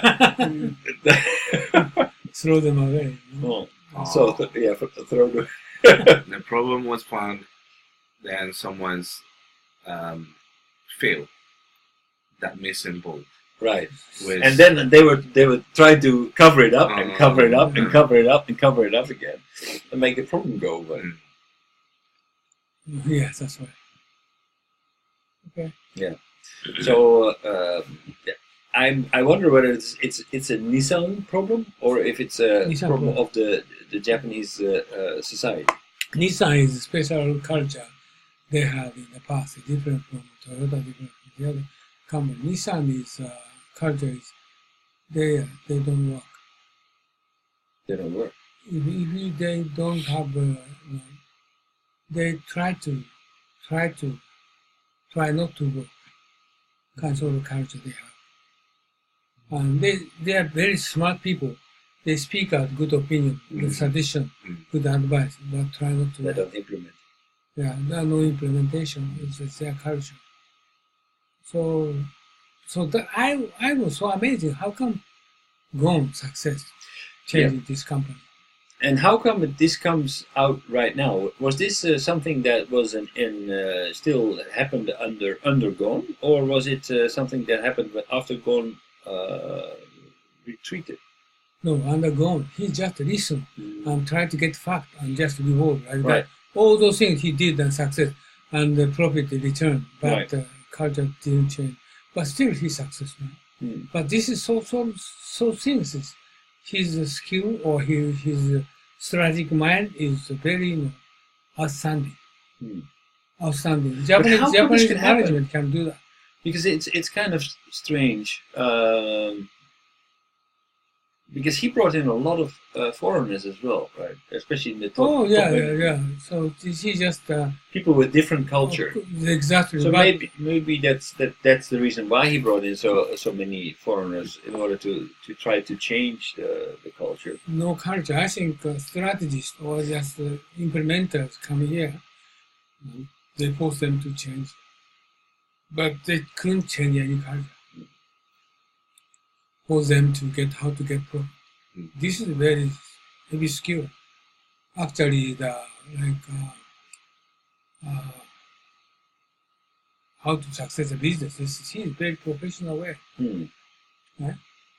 Like my former business is consulting company people is not ordinary people, but they have very good procedure, good. How to encourage them to work. But those people pick one out from this organization, he is going to be coming back to ordinary person. He get put in this organization, he's super guy. But if you can pick them out, this ordinary person. This kind of organization is my former company is. like gone is like that way. Mm. Right? But other people, everybody other people, but he tried to do something, sort of, message, his issue, and also he just takes some his followers, supporters, and to restructure this company. But if you observe one by one, but this is those people, it's ordinary people. Right. So this is, I think, he's very special So expert. you really think that the success of Nissan is so much is so much put on the shoulders of Gon? So basically, what he tried to tell us, Mm. maybe he wanted to sell it that way, that basically the success of Nissan was Nissan's success. It was Nissan who did it. The problems were identified by Nissan people. The solutions were brought forward by Nissan people, and it was eventually the people at Nissan who made the sacrifices in order to restructure the Nissan organization. At least that's what Gon tells us. So basically, he was just more or less a facilitator of this whole process, and not really somebody who was driving it.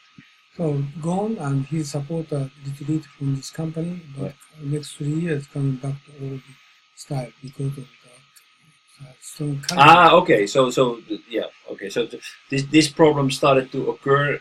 So the culture didn't change. New people came. They didn't have the same respect and leadership as Gon had, and therefore new problems, old problems started to reoccur. It means if they want to going to sustain the current situation forever, they need to change culture. But change culture is different way to implement this company. Yeah. Not the same way. Take time. So what this means is like Sonoda is always doing the Spirits of Japan. It takes time. This is just actually looks like useless in adopting for the company. None of Japanese company want to study Confucius.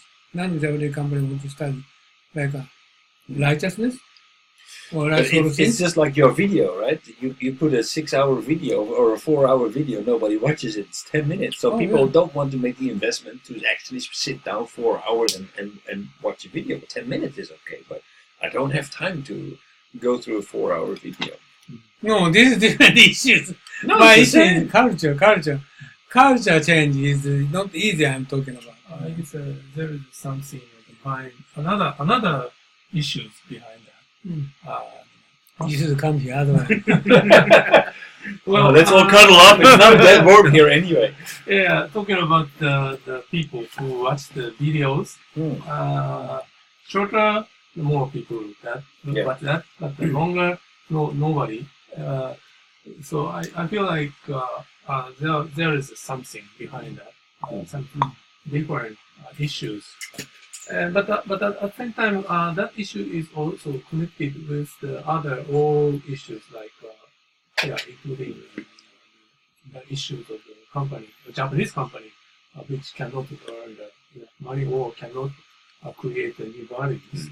And so I think that is the attitude of the people who would like to get the information in an efficient way, not spending time and money. Right. But most of the people try to get enough information in a cheapest way, Right. without spending or without any effort. So that kind of tendencies comes from the also the some attitude of the companies who try to chase the money or the revenues in efficient. So that so everything came from the idea to chase the efficiency.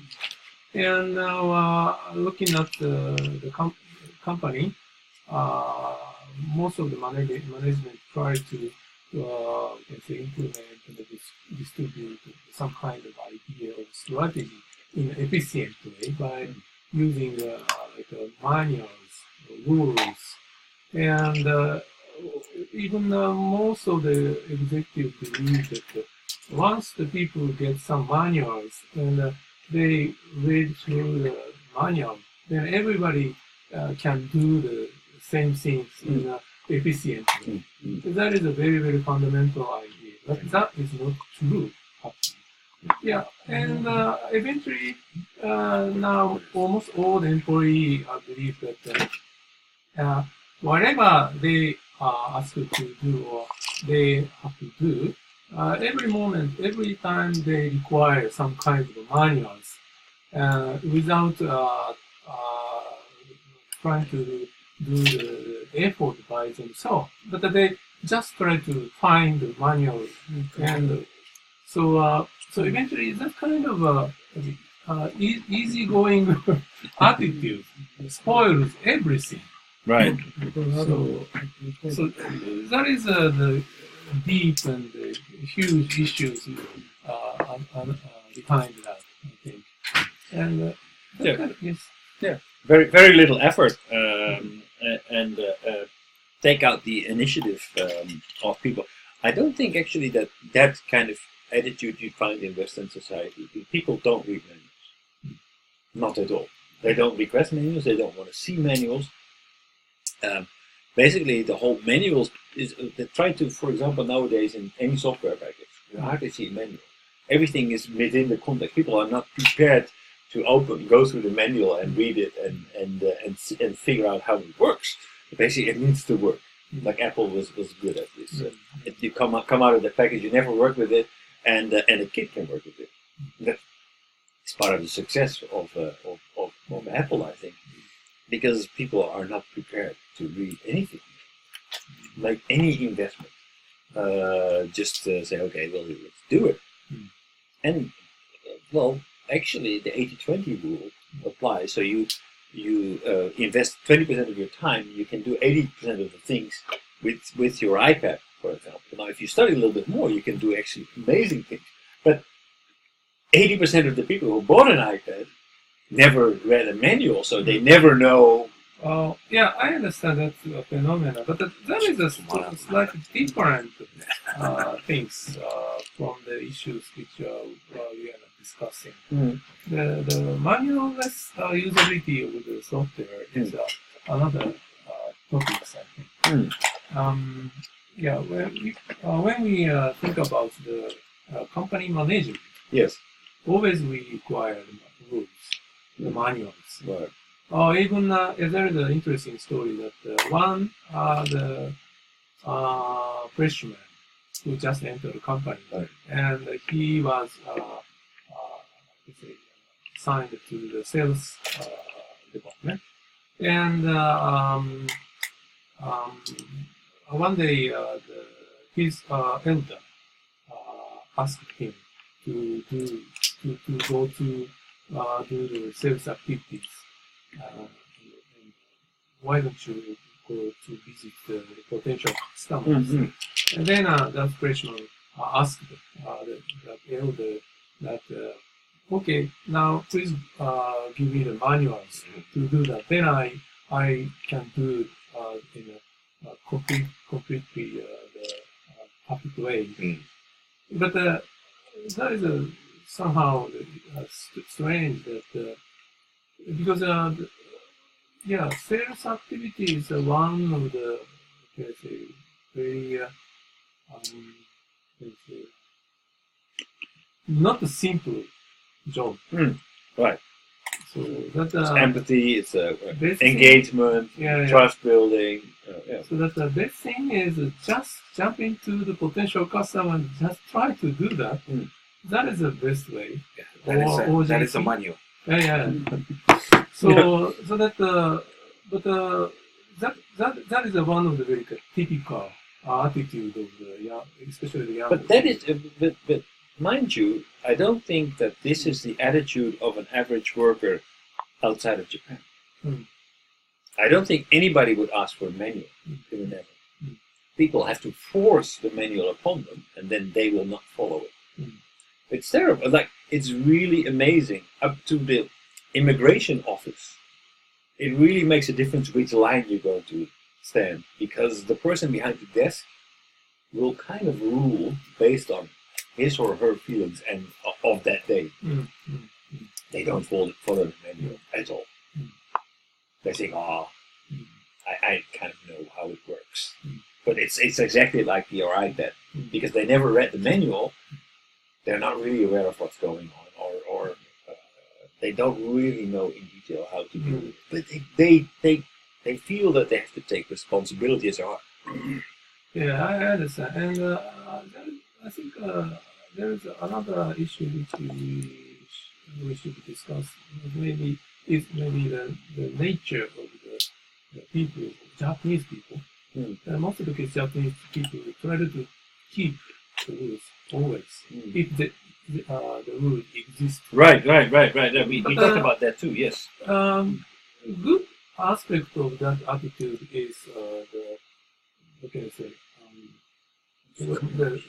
Easily the society can be organized according to the rules. But the bad aspect of that attitude is soon many people try to depend on the rules, and even Japanese people try to keep the rules too much strictly, too strict. Yes. And soon after somehow some kind of diversity. No, recording, you can't do any recording here. Flexibility will be lost. Come close. Always such a kind of situation happens. We Japanese people easily lose our flexibility always by doing things very strictly. So because you want to contribute to the group. So if you know basically a manual is a group thing. Right? Everybody's doing the same thing. So if you want to adhere to the group, therefore you follow the rules of the group. But I think in Western society, and especially in America, it's like breaking the rules is everything. Who are the successful people? The people who break the rules. The Airbnbs, the Ubers, basically who try to do something and find the boundaries of what is acceptable, was not acceptable. Yes. And that's how they actually create new markets. So the people who break the rules are the heroes in the United States. Yeah, I understand, and that is also I think another topic. When we think about how to create the values or new things, or maybe it might be the topics about innovations. Right. When we people create some new values, I think there are two phases. One is the true, let's say, pioneering, actually creating new things. Another thing is based on the new ideas, creating things in a correct way, so that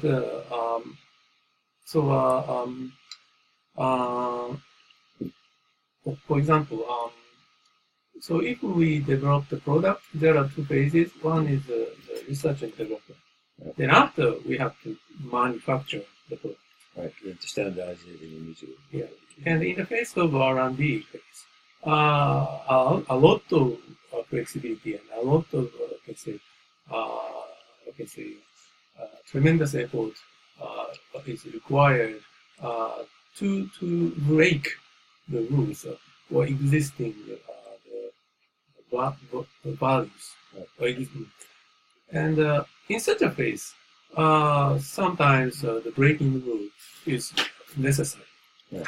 And after that, making things in a correct way, like a production phase, keeping the rules to create a high quality product is important. Serializing, standardizing. Yeah. And so that in past Japan there was a group that Japan as a number one when we were producing the nice high quality product. But at the same time, Japanese Japanese said that we are not good at creating new things like Apples or Google or whatever. Because because we Japanese have, as I explained, some specific features as people that always people have a tendency to rely on the rules if there is a rule. So once we trapped by the rules, it is very hard to escape from those rules. Mm. That kind of a tendency we have. Right. And in past, based on the teachings of Confucianism, the Confucius said that keeping rule is important, but there are two things which we should carefully and strictly keep the rule. Have to keep the rule. But for the small things, we should not always rely on the rules. Otherwise, if we obey the rules for everything, then the society will be corrupted. So that is the teachings of one of the teachings of the Confucianism. So and the people, Japanese people who lived in during the Meiji era or maybe the Edo era, almost all the Japanese people have some, that idea. But now we already forgot. We were forced to forget about that. So now, and on the other hand, talking about in this maybe 10 years, the compliance idea came in. And the idea compliance is, that is true and that is important. But if we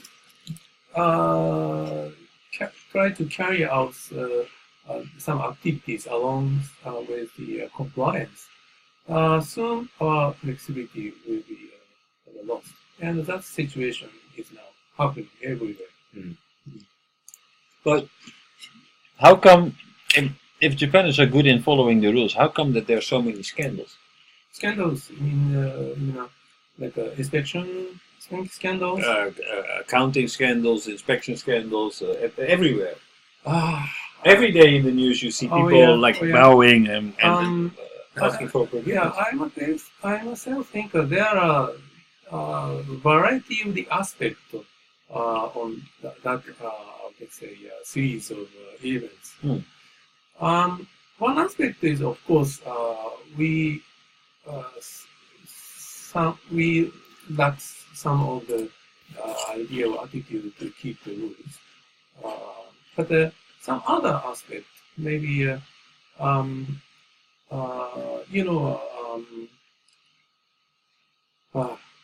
is also the issue associated with compliance. But Nissan did just 1 year or just a few months ago, and we saw the news. But how much the Japanese people try not to buy the Nissan car? I don't know. I don't have any numbers of that. But well, for Toyota, we know that from the Toyota case, I know that actually the Toyota had a top sales year directly the year after they had the problem in the United States with those mats. Oh yeah. Thinking about the market overseas, that kind of news affects directly to their revenue. But especially in the case of the market, domestic market, what happens? I don't have any specific numbers, but this is my just personal feelings. But even if Toyota or Nissan did such kind of things, but it doesn't make me stop buying. Right. Still, their product is attractive, but if I think about the reason why I still can have such kind of feeling to their product, maybe I may still believe their attitude, workers' attitude. Right. And even if, some inspectors spoiled to keep the rules, but still it is sure that they did in a proper way. So you believe in the goodness of the people. Right. So I think still such kind of a mindset remains in the Japanese people's mind. So eventually, I actually visited the Nissan dealers a few months ago to see the car, and until the salesman told me that we did some bad thing and we're gonna do the huge discount, so please think about seriously about buying the car. And at that moment, I realized, oh yeah. That's we right. had a risk, but I don't care. Still, The product discount is- was nice, though. yeah, discount is also nice. But even if they did not say such a kind of thing, but still, I have some kind of my feeling that I can trust the product. Anyway. But maybe that kind of Well, I think actually maybe so what Apple did with their software upgrade to make the older products go slower. What was it? No, it was not Opel, Volkswagen. They cheated on the exhaust test. I don't think it actually led to a lot of reduction in sales. People forget very easily. People forgive very easily. They all think, oh, hormone da kedo. yeah, depending on the case, I think, and Apple's case is was the truly what they intended to do that. I think. Oh, truly evil. It's Right. really evil. It But was really how many evil. people stop buying Apple products? I'm not sure. But I think there are a variety of the reasons why still Apple can sell the products. Maybe already they got the dominant market in the smartphone tablet market. That is, I think, one of the big reasons. Because there's so many friends using the same iPhone, then it may be easier for some buyers to buy the same phone with their friends. Then Yeah, they so can easily- now you have your phone. It only works with your watch. It works with your phone, and you have your head, Yeah, there is a- your earpiece, and everything. Oh, I'm forever caught. Yeah, there is also another the strategy. Yeah, so even if they did some small bad thing, but so the people cannot escape from the trap anymore. That is another issue. But the nature of the issue is like, I think, a bit different. So people are not. So that's why they cheat. How would you? I'm just trying something. I would say that there is a stronger pressure from the people in the company than there is from the consumer. That means that if, for example, my manager tells me to make these numbers, and I cannot make these numbers without breaking the rules. But I need to make these numbers, and my manager doesn't care. I'd rather break the rules to please my manager than that I'm worried about consumers. Because my manager doesn't want to know, and I think, okay, well, I don't want to go against that. I cannot go against my manager to follow his advice, and if I cannot make it, I just need to make it. So I'm going to bend the rules a little bit outside the company. I think that attitude is probably quite strong. So the internal responsibility towards your colleagues is much stronger than the responsibility towards your customer. I think I have the feeling that is a and the cover up, etc.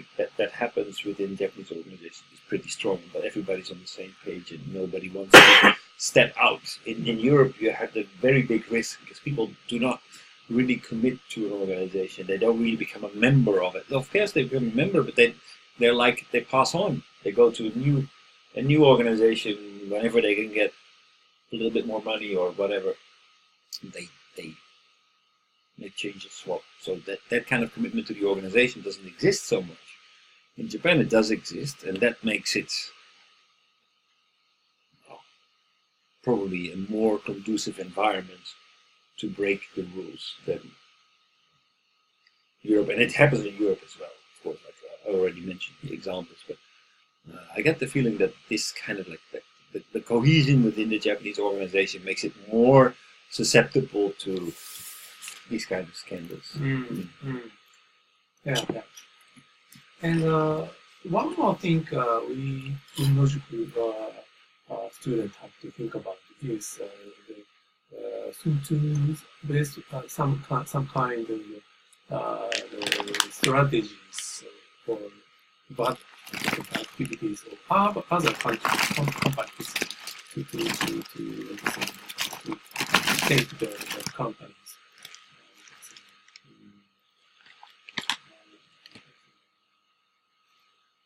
Okay, so if something happens in the company A, the cause might be the belong to that company.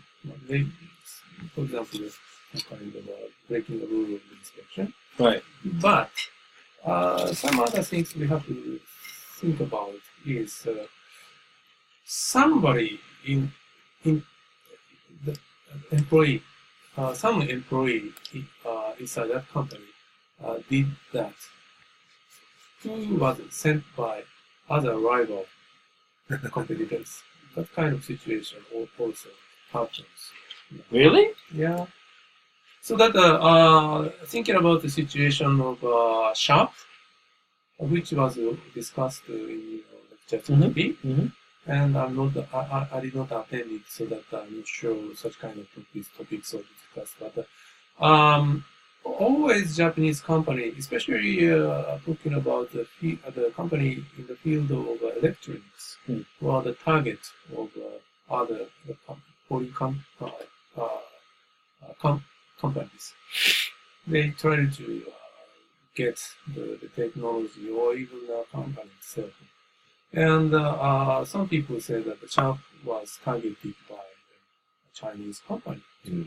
And also the Korean companies also tried to get the technology of the Japanese companies.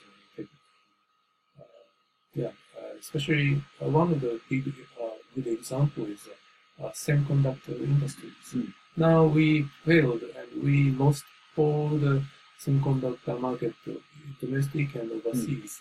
And on the other hand, now the Samsung or maybe other Korean company, the market, they are the dominant of the market. Right. But the reason why the reason why they could get such kind of a huge market overseas was they recruited officially and unofficially from the Japanese semiconductor company, like the Toshiba, Sharp, or whatever. Yes. But individually, those each are the engineers or the developer researchers just tried to get more money by the part-time job. Right. So during the week they work for example, Toshiba or Sharp, while they trip to the Korea on the Saturday and the Sunday, and the Korean company paid for them. Such kind of situation happens about 20 or 30 years ago. And so, eventually they could get enough money. Smart. But as a result of that, Korean company could get enough technologies. Or maybe the compliance, the idea was not so strict at that moment. So I believe that some of them brought some confidential information from those their company to the Korean company, maybe drawings or whatever. So eventually they could enough information technologies from Japanese company, and eventually we lost the market. So that is just tips of the iceberg. But the same kind of situation always happening and Chinese company, Korean company, and maybe or other European company also have some kind of strategies to get the enough information or market for the Japanese companies. And this is just my the very personal impression that we also now have the many Chinese employees now, and some of the specific factory have more the numbers of the Chinese employees. And at this moment, I have no information about some obvious incident or event which was caused by those kind of social workers. But I personally believe that there should be. And such kind of situation also happens to the other Japanese company also. That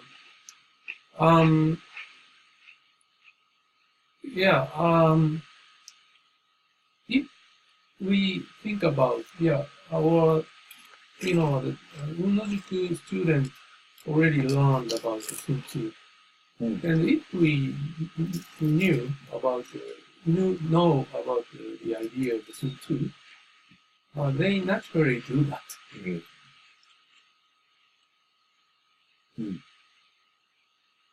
Well, I would be surprised if it wouldn't happen. Of course, there is a big benefit to get technology from people directly. But in addition, and the reason why the media, Japanese media, try to, apparently intentionally frame that kind of event more bigger and bigger. One reason is to spoil the credibility of the company, Japanese company, publicly, and on the other hand, to make the atmosphere easier for the Korean company to buy, because if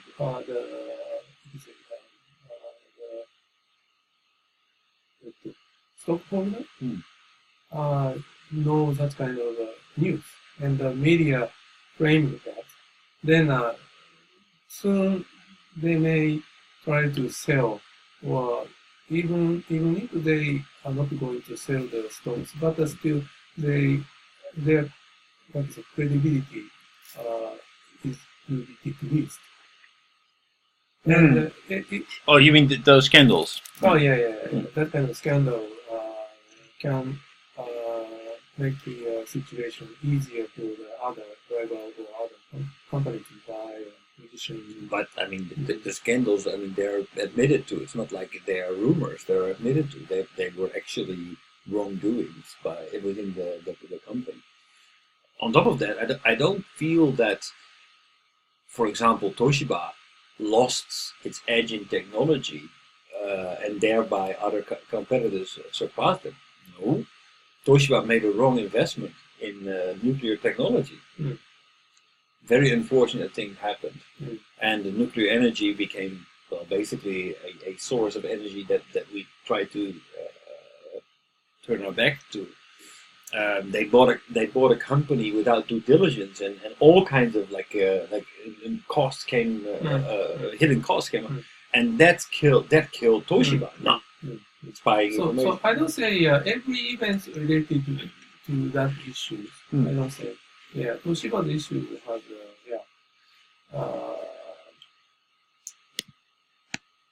due diligence issue is I think the majority reason for the failure. Yeah, I think so too. Yeah. But and then the question is that lack of due diligence, is that because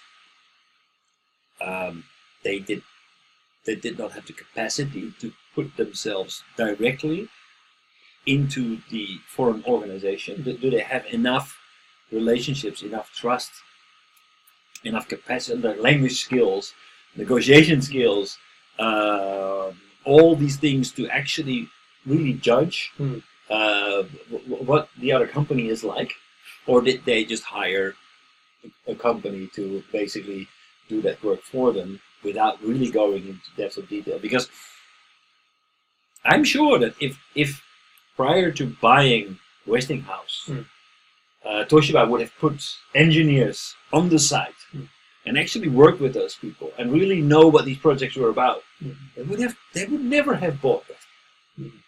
They would never have bought it. So Yeah, that's I think so. I think that's a bigger problem. A big, of course, everything that you say happens. It happens in every industry all over the world. People have spies. They try to trick other people over. It's competition. And everything is allowed, basically. Whatever you can get away with, it's allowed. It's for the money. It's for your organization. Trump said it. Like, well, it's a good. I didn't pay taxes. Yeah, but I mean that's good practice in business. It's allowed. But when I get away with it, I would be stupid if I wouldn't do it. That's business. That's basically what he said. That's what he meant. I think that is a bigger problem. Sharp, the technology of Sharp was undisputed. Foxconn bought it because the technology is superior. Even today, superior, only they couldn't develop a market big enough to actually leverage the investments that they have made. Bigger problem. So But then again, yeah. do you know your customer? Do you really? Because if you are going to make an investment this big, you need to conquer the global market.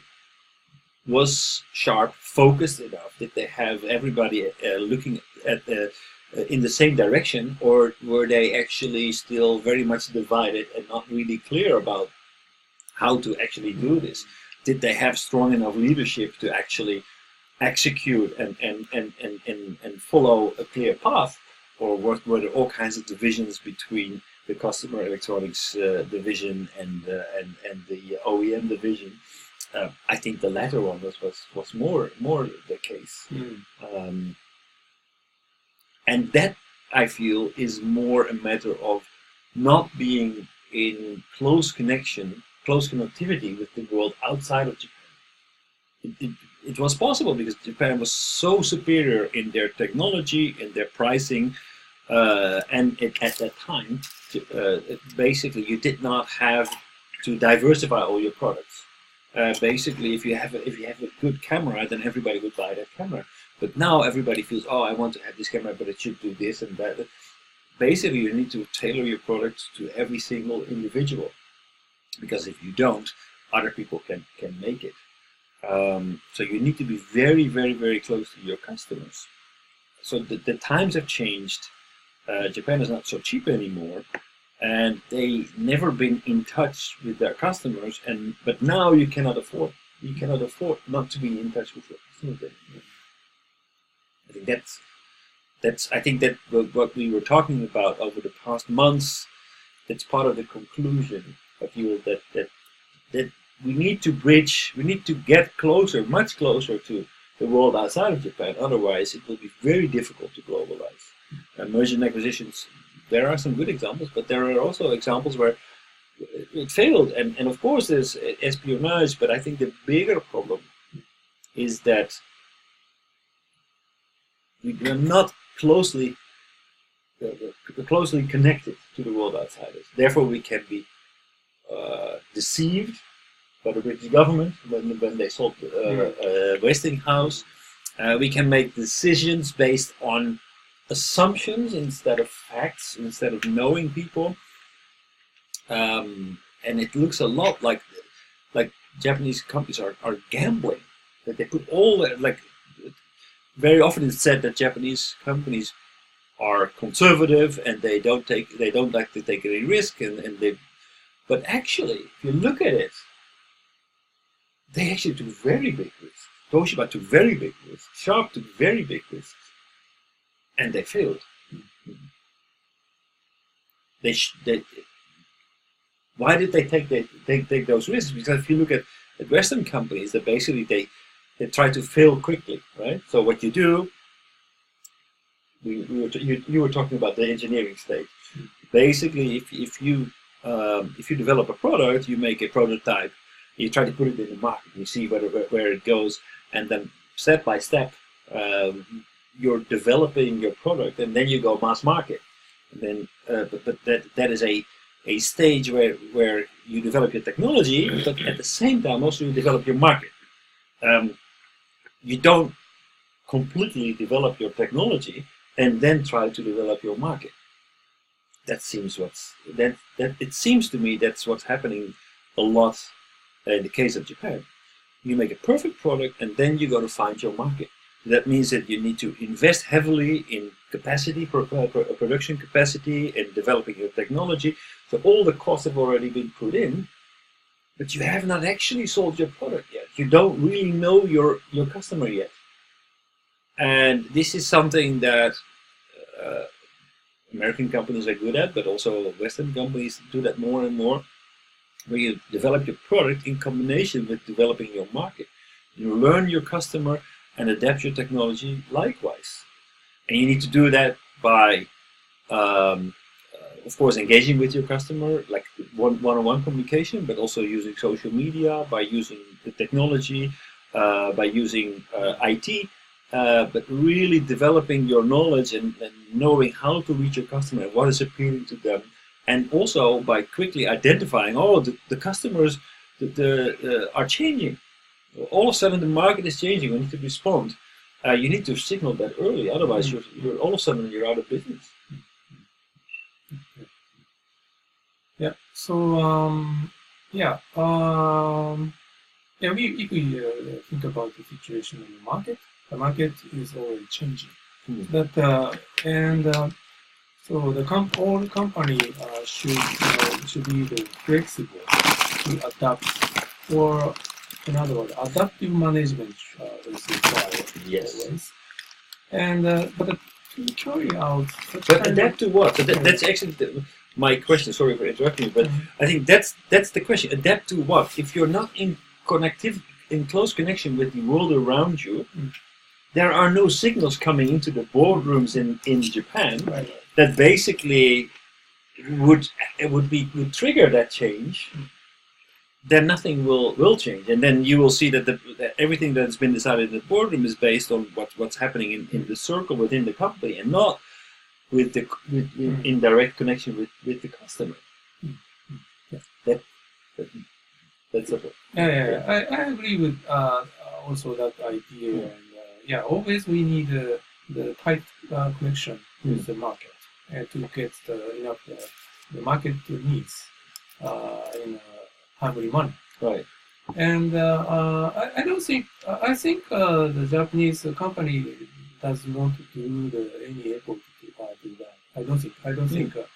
Or even the Japanese company also do the same level of the activities to get the market the requirements by sending the people overseas.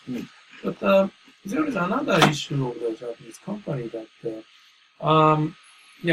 this tendency is maybe more obvious recently, I think. But it is said that almost all the executives doesn't try to hear the internal voice. I see. Even so that there are many talented, excellent people in Japanese companies, and they are always doing a good job, I think. And they are sending the enough information, I think. The one issue is the middle layer management, also the executive, never try to hear the voices from bottom of the hierarchy. And Andrew Grove, he was the CEO of Intel. Have you read about his book about only the paranoid survive? He wrote that always the executive should listen carefully about the voices from the bottom of the hierarchy by using hear the voice of the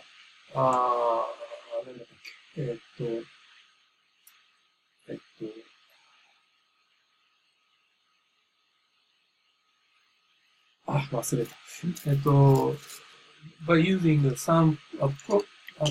some female prophecy when the Oracle. or kind of oracle, you know, Trojan, Trojan, yeah, and before the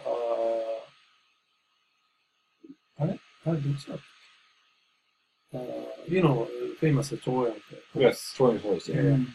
And some female prophecy, no, oracle predicted that they are going to do that, so that you should be careful. But nobody hear about her voice. So eventually, terrible things happen, Right. and they fail. So that anyway, always information exists inside. The only one issue is middle layer management or the executive never found such kind. But instead, this is also the tendency of the Japanese company, that always Japanese company is very, very weak from about the information from outside. So if the employees say, for example, AI will be the big innovation for now, nobody here. But executive read some the PC magazine, and it says AI will be the revolution or innovation. Then soon after, next day, after he came to office and he speaks something to the global level management, then soon after that, the information spread as a whole. So, so such kind of situation always happen in Japanese companies. So, but if we look into the deepest level of the cause exists somewhere, what do you say? So most of the case now, most of the middle layer management or executive lost their ability or to see the things in a long-term visions, or what is the essential things. But on the other hand, they only care about the revenue of the next year. But how come they listen to the outside voice and not to the inside voice? How come? What's the reason?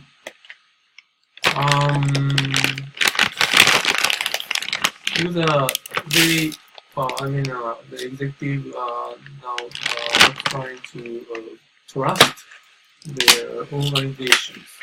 Because in past, those kind of executive was the member of lower level, let us say, workers or people, and so you know, have you read the Dilemma of Innovations, which I introduced to you? You recommended this book to me. I didn't read it. Oh, yet? Oh, you should. You should. Yeah.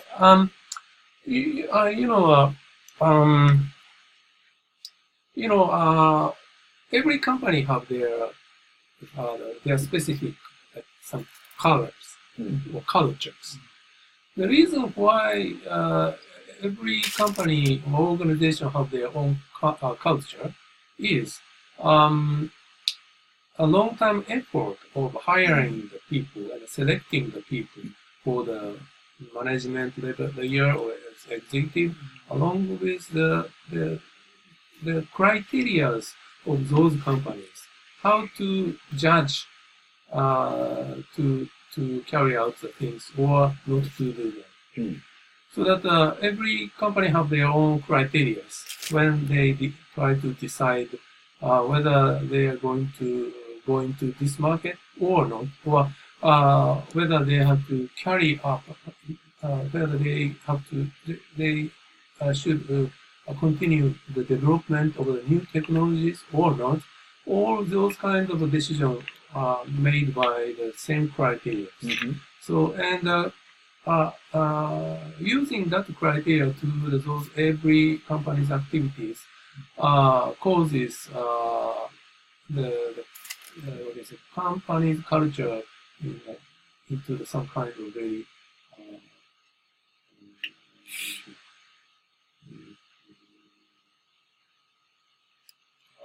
very same. Right. So because a certain kind of people hires a certain kind of people. The employee who used such kind of criteria tries to use such criteria scale, even for the recruiting the people. Eventually, they try to hire the same sort of the people. Right. And if such kind of situation lasts long, eventually the one company is consisted with the same sort of the people. And so that it is the end of that species, right? So that in past, the Honda Soichiro, he was the founder of Honda, said to the human resource department that you should choose the freshman which the most you think you cannot handle or manage. So that that is one of the maybe very aggressive way. Sometimes that kind of the person, if the company hired some kind of very strange person, he may do some issue to cause some kind of issues. But it is a good way to import the new blood to the society. So that that kind of attitude is always necessary for the executive. But now all the executive are now the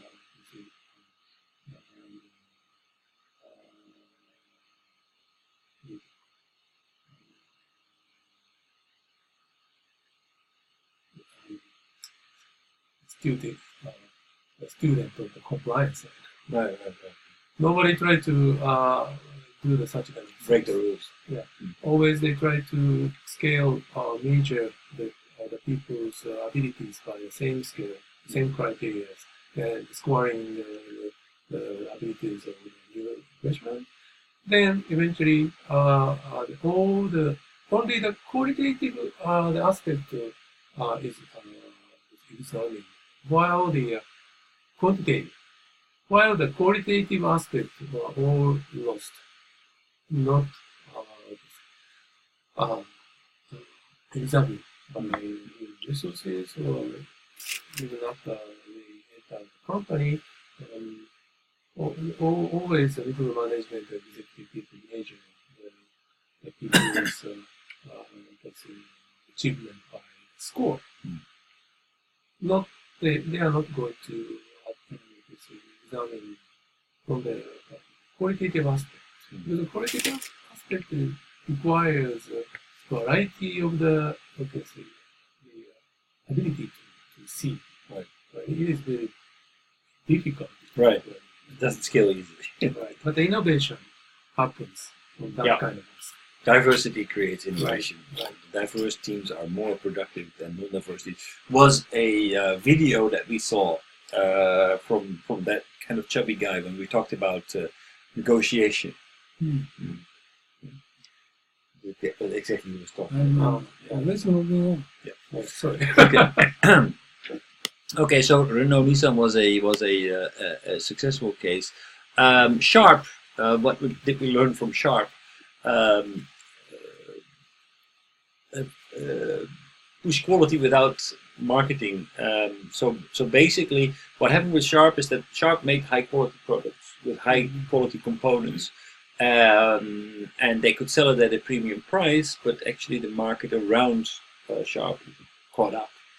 Other competitors from Sharp could deliver the same quality at maybe even more competitive prices than Sharp did. Sharp was capable of pushing the quality without marketing, but since it was caught up, they got into a more difficult situation. Then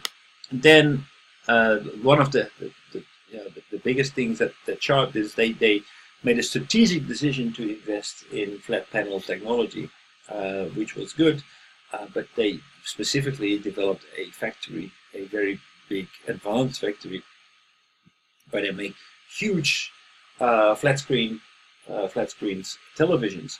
But actually the market was different, was heading in a completely different direction, not to huge screens, but more to small screens where people would individually consume content, not the big screens. People do not watch television in the living room anymore. They become more and more single units, enjoying from small screens.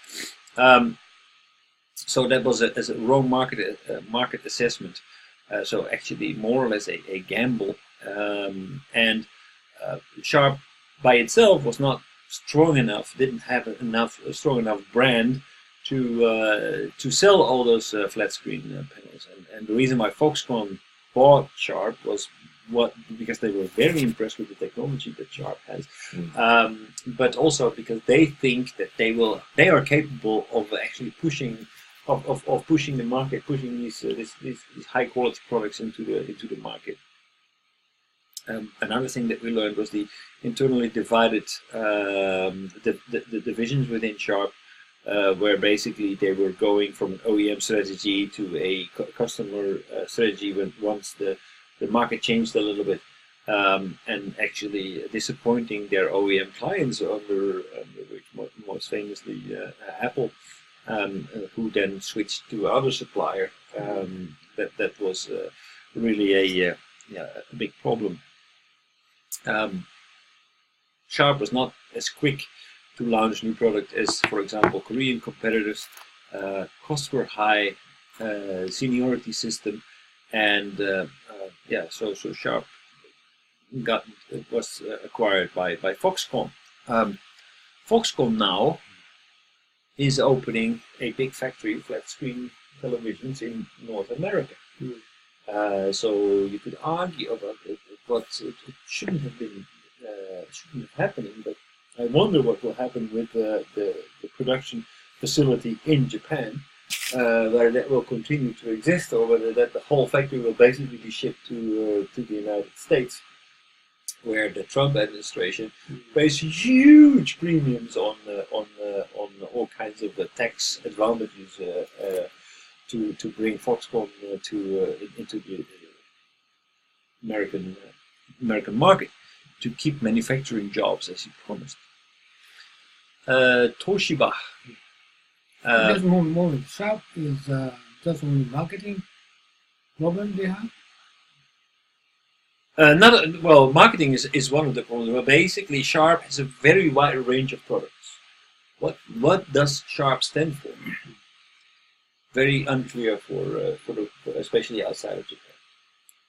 Within Japan, they have a certain reputation for bringing high quality products. But what is Sharp? What exactly do they make? They have a lot of products, but they don't really have a story. There's not a Sharp story. We cannot identify Sharp with anything outside of Japan. Yeah, it seems to me the companies like the Sharp, Toshiba, Kirin, the other the companies we talked about, is like the giant in doing the business under the given condition. Given the goal, sometimes by government, the company just trying to they concentrate all resources to make fixed product or fixed service. You mean conservative? Conservative, but they could be giant. Then in this context, this manner is required to go ahead of the competitors. Then the Japanese are doing the good in the past. But seems to me to make something change, to make something new happen. Then it's like small company. Or just what they're doing is a junior way, this childish way. They're not knowing the situation outside. Then they didn't make any decision in the right way.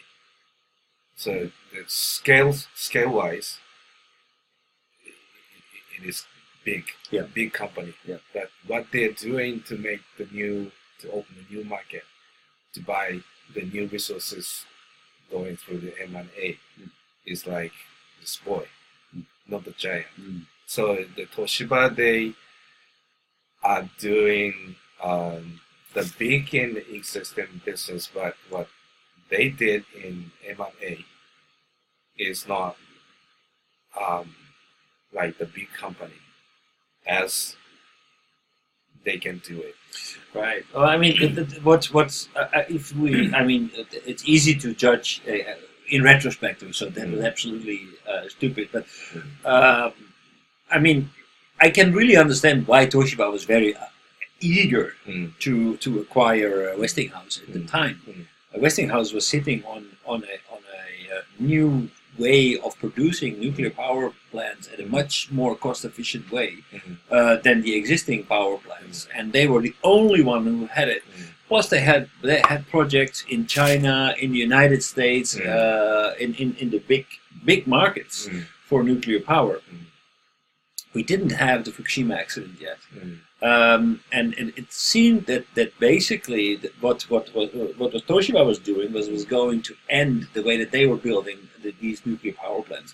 So for them to buy Westinghouse was to buy into a whole new market with a whole new technology that seemed so promising at the time that buying Westinghouse for a lot of money probably looked extremely promising.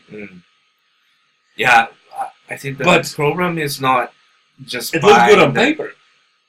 Yes, so it may be good scenario.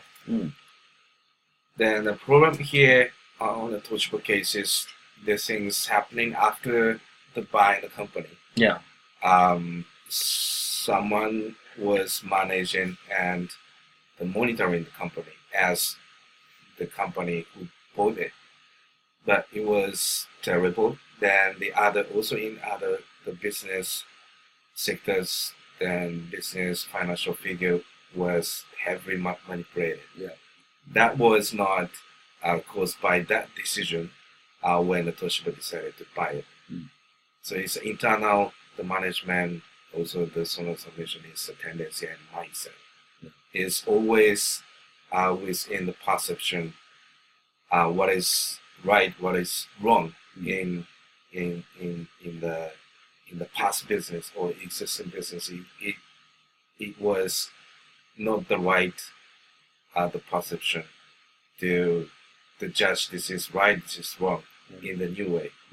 So always we ask about something to someone, the one can it seems working in this field, then they always respond to the question that they are doing. But actually, even someone's sent overseas, expatriates to work overseas, then they are supposed to see the market and what's happening outside Japan. But sometimes it may be he's just or she's just having the meeting with the Japanese company that who has same persons in working only in the Japanese circle. Then they don't reach their hands beyond the Japanese society, reaching out to the actual local markets and global market somehow. But their information is also second-hand. Yeah, second-hand, and yes, even saying we are doing a global business, but in fact, it may be sometimes that business is just going through some companies who is reaching to the market, but in that market, the company is saying we are doing is for Japanese. So this is, I think, the trick of what Japanese companies are saying. My feeling Toshiba and Sharp is also Takashi kind of outside Japan, global mindset, truncating and small society, small community. But also Japanese research company, they don't have philosophy. Philosophy. This is, I think, more important. They can calculate. They are very experienced for finance, very experienced for how to deal in business. But the recent Japanese company, they don't have philosophy like former Sony, several decades ago, Sony, like Morita or the other people. The new CEO of Toshiba is an accountant. The new CEO It's not accounting. is an accountant. Okay, what I'm talking about this is what philosophy means. You don't need to study, but this is a very important issue we have. Like what I'm writing book is liberal arts. You don't need to study, but this is very important. Like Confucius the same issue. So why is it important, Ursan? Why it's important? But this is we can tell you don't need to study, but some kind of some more broader perspective. Like if you're going to overview your company's situation from the 1,000 kilometers, the more upper way of the watching the Earth, sort of supervised perspective attitude, or not analytical, like just try to take distance from current situation, or more wider mindset.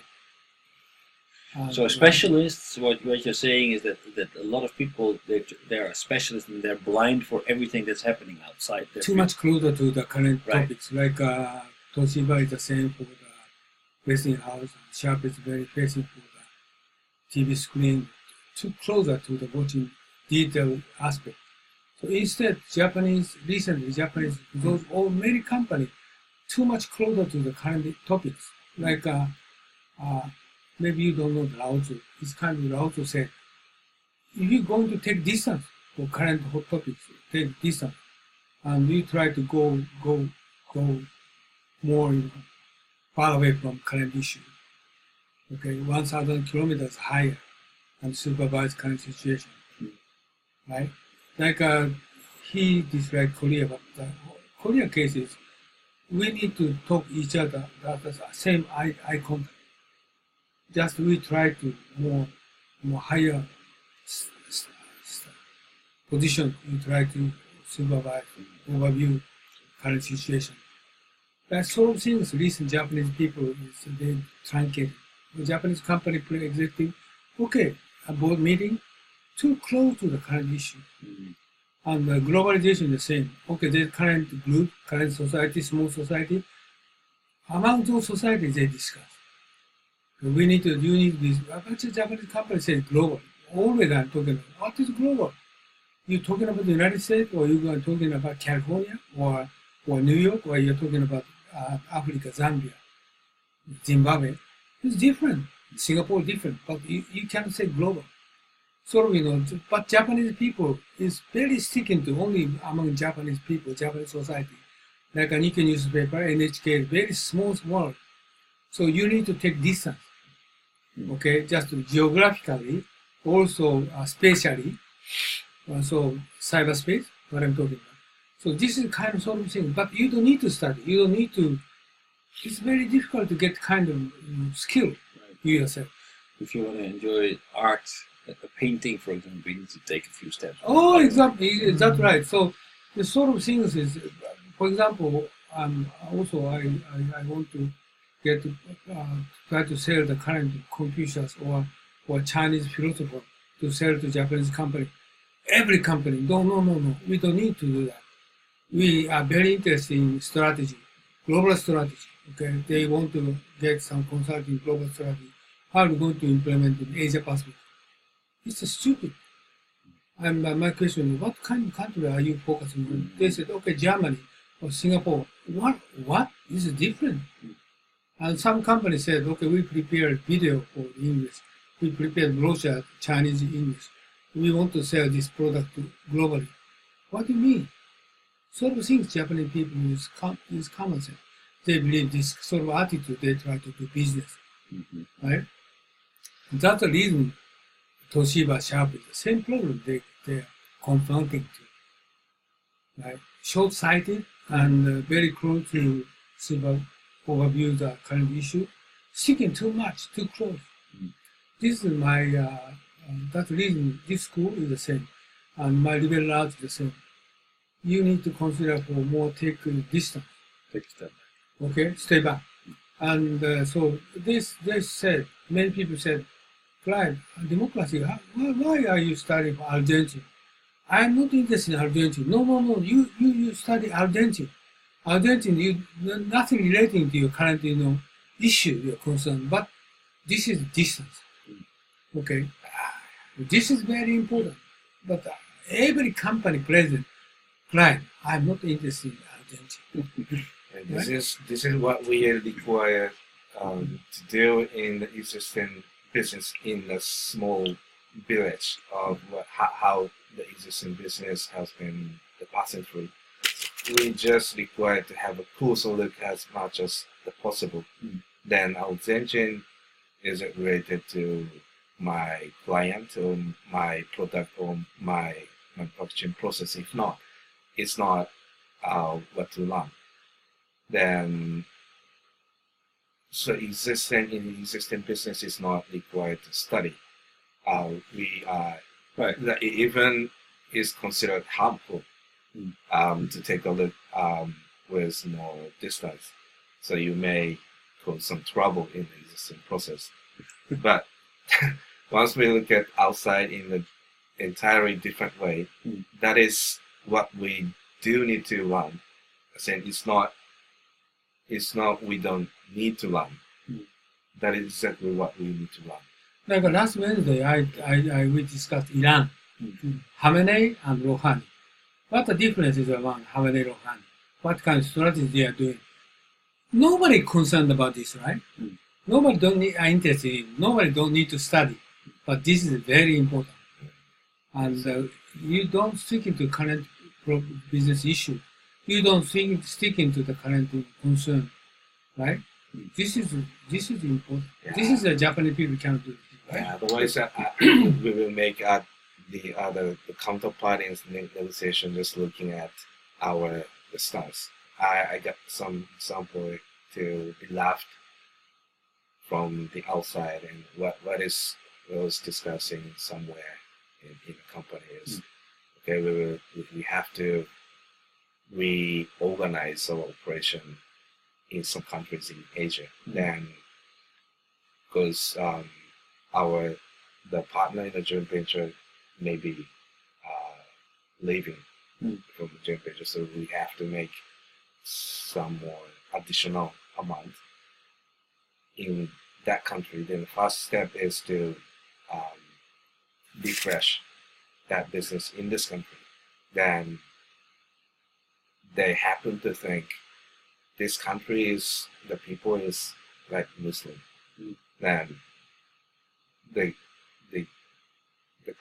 countries, a country near from this country has also the people in the Muslim. So that's why this neighboring country is also the potential for our business. Just because they're also the Muslim. So the general manager was talking about that reason based on this perception that let me, going back to your question, let me explain about the necessity of liberal arts from my point of view.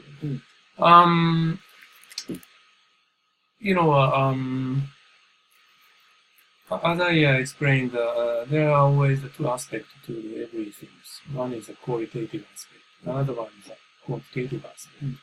And always executive or middle layer manager asked their employee to predict what happens in, for example, 3 years, or maybe 10 years, or maybe 50 years, to build their market strategies.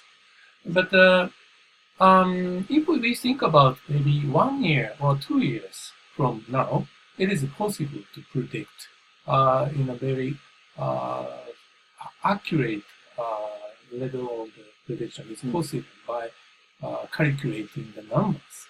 That is a quantitative aspect. But if we say 5 years from now, or maybe 10 years from now, it is almost impossible. And but Gartner or those kind of companies always predicting based on the numbers, and always they fail to predict, right? Yeah, so they sell it, so maybe Right. for them they succeed. Right. And most of the company try to buy those information Right. because maybe they have a more data. Yeah. But most of the case they fail. But anyway. So if we have to predict what happens up maybe 5 years or 10 years from now, then soon they have to have some like ability to see the essential things of the things. Or in other words, that is the philosophy. So, for example, the AI is now one of the hot topics right now, and most of the people are now, believes the AI has some kind of potential for our future. Yeah, that is true, but if we look into this kind of phenomenon in Japan, AI festival, they only talk about the machine learning AI. But what about other AI technologies? Nobody talk about them.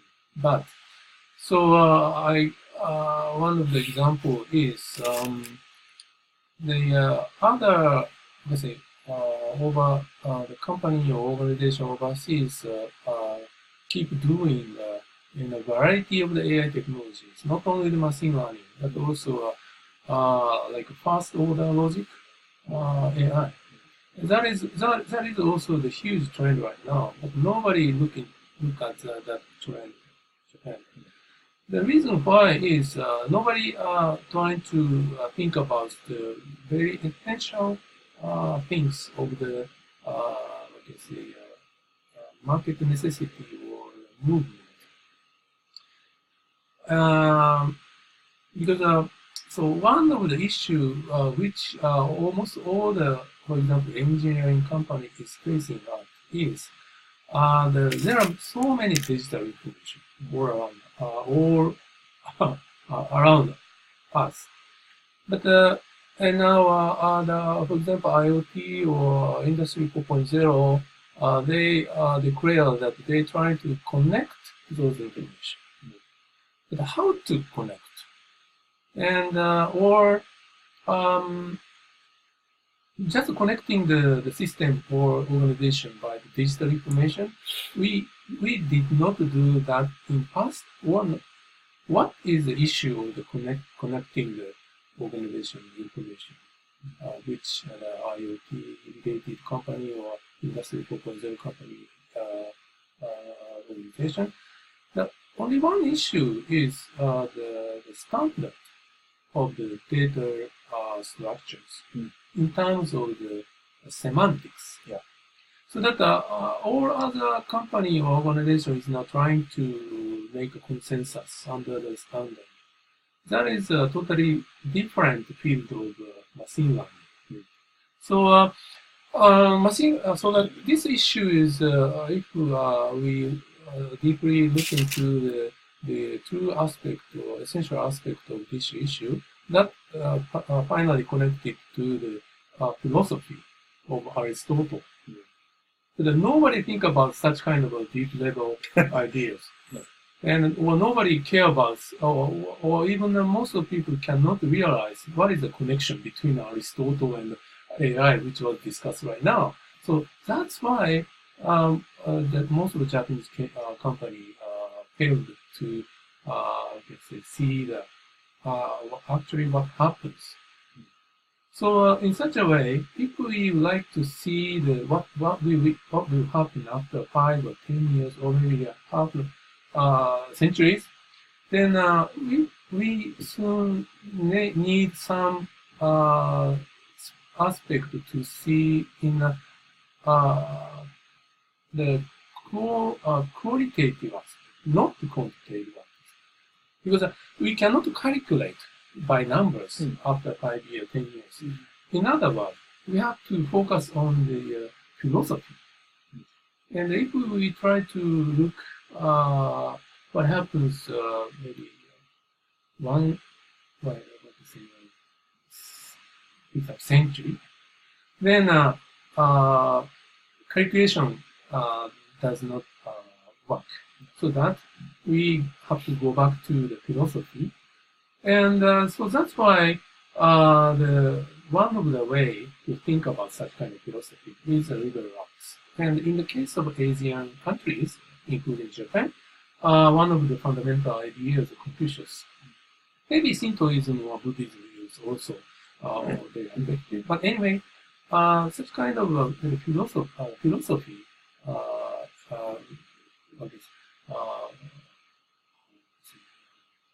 have a very powerful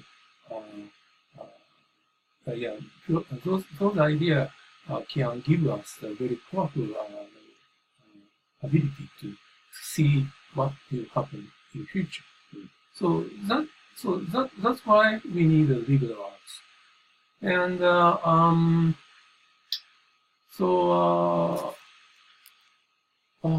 forgot what I was going to say. So, but again, the most of the company, we can say the businessman, is now used to calculate by developing. I think it's an absolutely kind of accepted standard in Japan to have to make plans no further ahead than 3 years. 3 years is still calculated. It can still be calculated, but further than that, they don't plan. They don't plan. Nissan, when they invested in the electric vehicle, they actually looked this way beyond that, 20 years. This planning way can lead me to the situation that everything have to start with a plan. So nothing cannot be allowed to start with a plan. But once the plan is made, then some executive they think everything go according to the plan. Right. So this is the way. So this is what I found exactly. But you cannot be blind to anything. You can think about AI, but you also need to think about how people deal with AI and how that relates to who's going to make money with AI and what does it mean for elderly people? How does it mean for the way that we organize with minimum income, with the taxation, with global finance, with the tax structure?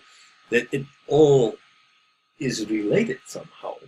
So take a step back and look at all these things and draw parallels with other times in history will be very useful. Very useful with philosophy, history, experiences in other countries, knowledge of economic sociology. Everything can contribute to make a much better assessment of what's happening and what we need to take into consideration. So taking all factors in together, and it's going to be so-called liberal.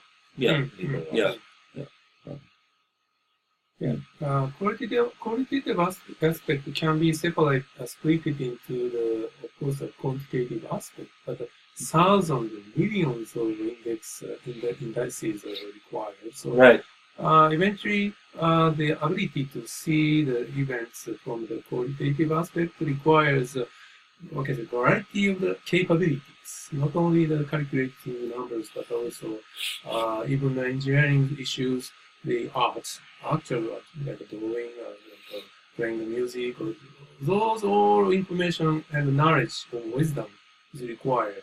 Because one more thing we have to think about is the human mind have not changed for these 2,000, 3,000 years. How the people feels about to the something is the same with now and 2,000, 3,000 years ago. So that's why we can enjoy like a poem which was created more than 2,000, 3,000 years ago. And we can feel the people's mind through those poems. So that means, how people feels about something and how to react to that is the same. This mechanism is not changed for this several thousand years. So that means if we look at the like historical events, or we know the history, then we can see some kind of cycles. And if some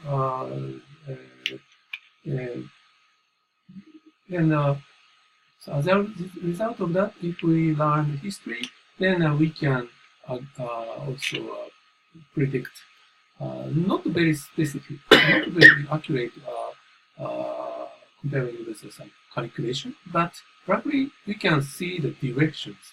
That kind of idea is also same idea with the what Unno-san explained.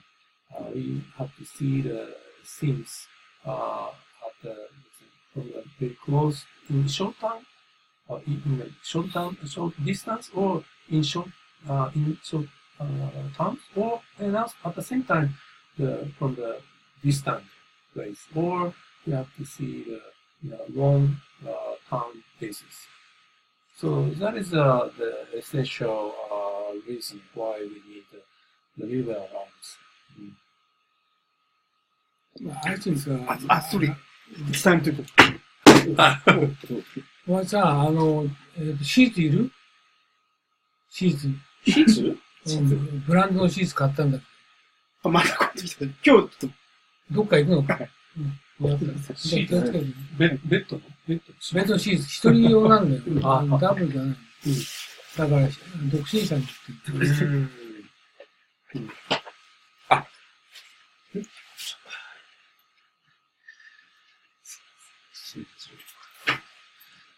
So in the liberal arts, basically in liberal arts, we learned not only the analects of Confucius, but there are other the famous kind of Bible of Confucius. One of the Bible is Shiki. That is what was the name of the English title of the Shiki? Shiki. It's a history book of Chinese. It recorded the history of China for thousand years. So that if we see that history, we can see the cycle of the people's activities. Right. That is the reason and why it's the meaningful to learn. Right. You understand something about human nature and rise and fall of civilizations, and so it doesn't come as a surprise. In details, every story is new, but there's also there are patterns. Pattern, yes. Cyclic pattern. Yeah. Yes, that's right. L'histoire se répète, the history repeats itself. If we can understand how people feel about something, then we can predict what happens after. Right. Right. That is also one of the methodology to see what happens, what will happen in the market.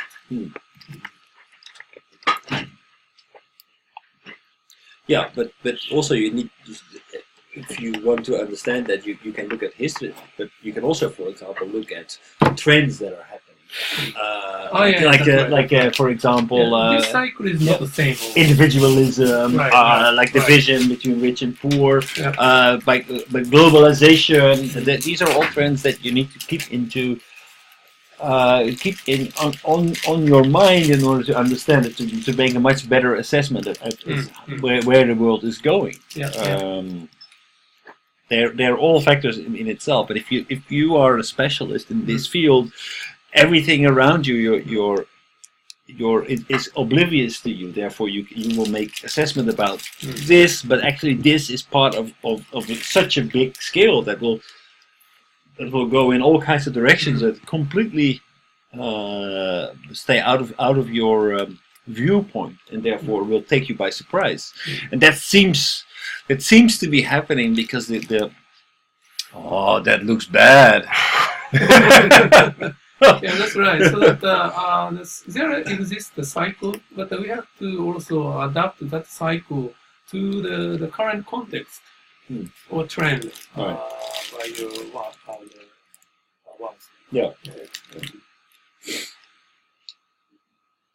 That looks like a melon palm with whipped cream in the middle. Is it? Golden combination. It will kill you instantly. There is a Belgian beer, Mort Subite it's called. It will kill you immediately. It will definitely kill you. 高橋何食べてんの I think this is probably the guess, worst food you can eat. I guess Takahashi-san dreamed about that when he was in Vietnam. It was a お昼に食べようと思ったんですけど、だから夕ご飯食べるんでしょ夕飯食べます。まだ I think you get the weight. Nah, always Always getting it. still growing. growing. Okay, go ahead. Okay, so we not only looked at Toshiba and Sharp in the electronic section, we also looked at Kirin. Kirin also taking a lot of risks, getting into an unknown market in Brazil. It was the first time they made an acquisition outside of Asia. They were very much unfamiliar with it, so they let other people run it. But that also made them unaware of the finer details of the company. If they would have looked a little bit further, they would have known a little bit more about brand reputation and portfolio diversity, things that are very, very important if you want to be able to weather economic changes. You need to have a very diverse brand portfolio, and every brand has different images. But Kirin was not aware of this. They didn't know it, and they fully put their trust in the hands of the people in Brazil, and basically they kind of screwed up because in Brazil, like every day in Brazil, there is a saying every day ends in pizza.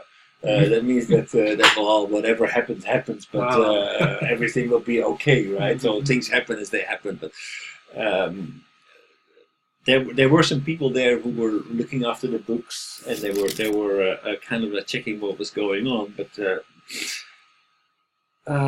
Kirin was not really in control of that acquisition, and they lost almost $6 billion in the process. I don't know much about the situation, what happened with Kirin case, but there might be some information came in from maybe branch or somebody overseas or in Brazil to the headquarters, but some ridiculous people ignored that, but they just tried or relied on their brand. Right. Well, actually, if they would have thought a little bit more critical about the case of Shinkaryo, which was the brewer that they bought. Shinkaryo actually was they were very big. They were number 2 in the market, but they became number 2 not through building their own brand, but by acquiring companies, and they did so and without further integrating it. So that means that the whole distribution was completely not integrated, which made it very difficult to actually control your suppliers, because everywhere there were different contracts, different systems that didn't work together. So you couldn't really run it as a big brewer. You couldn't really control it. So it was on paper it looked good. They were in a fast growing market with the second largest beverage market. It was still this is a market that is expected to grow. It was not well managed. Brazil has a lot of problems with them, but that means that there's potential for the future. So it looked at the right market, the right player, but actually, if they would have looked a little bit deeper, they would have seen that this was something that they could definitely not control, especially if you don't have any knowledge of the market. So again, the Kirin's case had the same, let us say, aspect, qualitative and quantitative aspect. Executive only judged through the numbers. Yeah. Second, huge potential. Looks good. But in the qualitative aspect, actual situation was it was kind of a conglomerate of very small brewers. Yes. That is a qualitative aspect. Yeah. So they misjudged. Misjudged it. Yeah. Looking at the qualitative aspect of that situation. Completely. Branding was also difficult. Not really. Branding is the most difficult. Right. Topics by judging number. Right. It is impossible. Yeah. How to quantify that is very, very difficult. So Kirin, but again, risk taking, and this was something. If you would have asked me half a year ago, okay, why do you think so many mergers fail? I would never have put risk taking,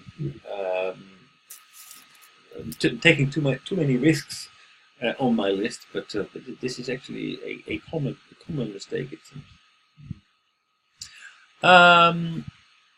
Suntory. Suntory, they bought Jim Beam. Basically, they bought access to the American market. Jim Beam is a profitable organization with a lot of pride. It's also a family business, just like Suntory. So that all seems good. Suntory is making excellent whiskies, but they have difficulty selling them overseas. So the experience of Jim Beam, their network, would actually make a golden opportunity for Suntory to actually build their brand. Suntory is now focusing very much on post-merger integration, which is something that other companies failed to do in the past. But it makes them a little bit conservative after the integration. So a number of years have passed, and they did not really leverage their investment yet. There are a lot of problems with power struggle. Basically, Jim Beam has a lot of pride. They don't want to be lectured by Suntory. So it's a painful process, and it's at Suntory now you see that the other executives becoming very impatient with Nishi. What's his name? Nishi. The CEO of the still CEO of Suntory did. Nishi. Minami. Ninami. Ninami. So Ninami. He's under a lot of pressure. Also, what we saw is that Suntory broke a lot of promises to Jim Beam. So this is a very difficult M&A, and the jury is still out on it whether it will be a success. Oh, this is success story, right? It's not. That's not really clear yet. Basically, the acquisition in itself is good because Jim Beam is making profit. They were making a profit already, and they're still making a profit. But something wrong? Yeah. Basically, they have lots of difficulty working together. What? Yeah. What this Japanese guy, who is considered some of the elite, the business elite in Japan, and they made a press conference, then saying that we respect their way, we respect their business, then their position in the market. But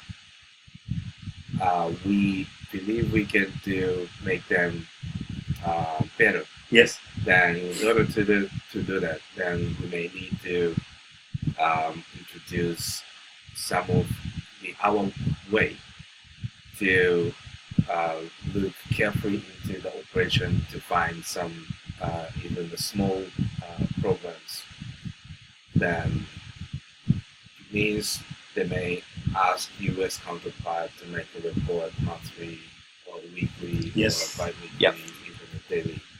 So this is what the counterpart in US doesn't like. They were making their numbers, they were making their targets, and basically in Western companies, that means that you are, as long as you make the numbers, there's no questions asked. But in Suntory, they thought, oh, if they make the numbers, they probably put the targets too low. So they started to look more in details. But in Suntory, they said, oh, they don't trust us. They think that we are withholding something for them. We're being micromanaged, which is very negative. Plus, what's this nonsense about all these questions? So they got very upset about it. That they really felt that the Japanese are not trusting us. But the Japanese answered, well, it's not a matter of not trusting, but we're trying to learn more about your business. They're supposed to listed in the States. Right.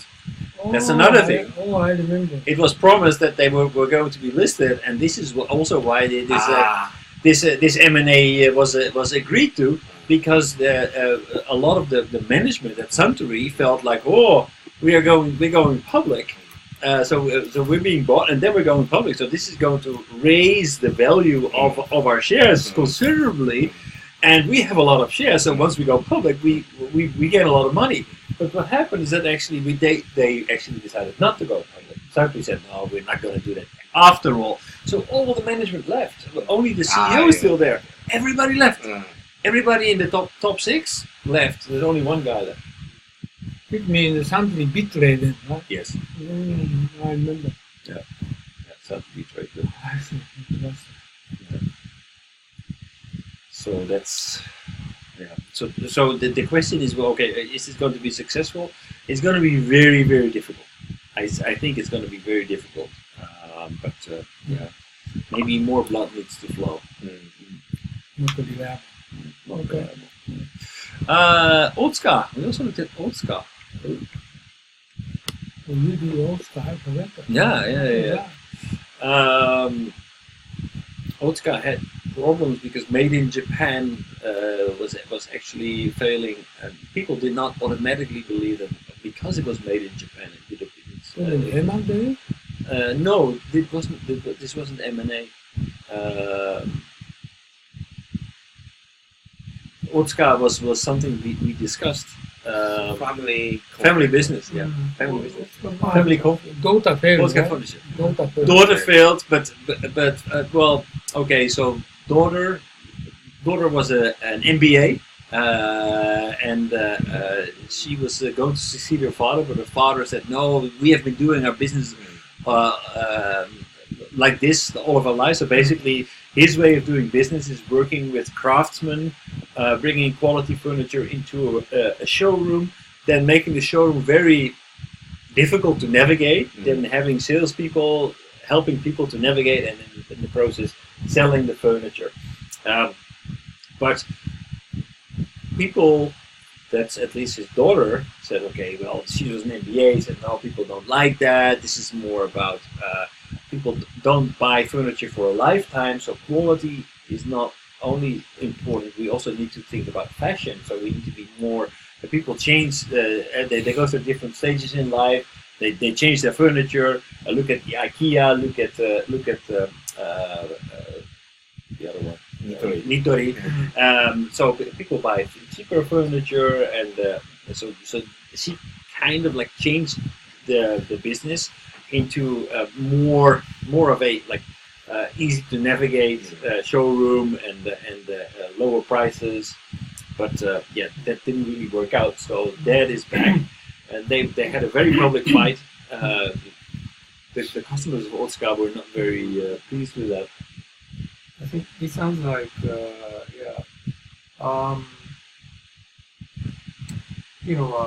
daughter, who had an MBA. Yeah. And that means that the daughter is the believer of the numbers. Right. And Eric Schmidt wrote in his book How Google Works. The Google, when they see the direction, what can you see? Fellowship. Regime. Resume or The work history. to apply Resume. resume Right. to apply to get a job in Google. The people who try to apply never write I have MBA in the resume, because if the Google Human Resource Department see that, then he or she will be judged. He or she is useless. So that almost all the people who applied and are hired by the Google never write I have MBA, MBA. even if they have. Yeah. So She? So the daughter of yeah, Otsuka. and the Otsuka case, so because she had the MBA, that's why some people supported her, Yes. and eventually she became the new CEO after his father, right? Yes. But she failed. Yes. That is a typical situation of the fail of two Why she's failed? Hmm? Why she's failed? Well, I think she took some kind of extreme methodologies, like making some cheap. No. She really turned around. She went against the brand image of Otsuka. She tried to rebrand Otsuka, and she was not successful. It was also, I mean, we never know because she didn't get much time. But it was she was trying to become more like IKEA, more like Nitori, and less Otsuka. People buy Otsuka for a reason. So usually the customers that buy Otsuka, they buy furniture for their children. They go there for their children to last a life. Ultimately, she tried to change the customer. She tried to change the customer. Okay. By the statistics. Yeah. But the customers already they already found they were perfectly happy going to Nitori, going to They don't need the whole what's going to be the same. What happened now? I think father made his own Otsuka shop together with her brother.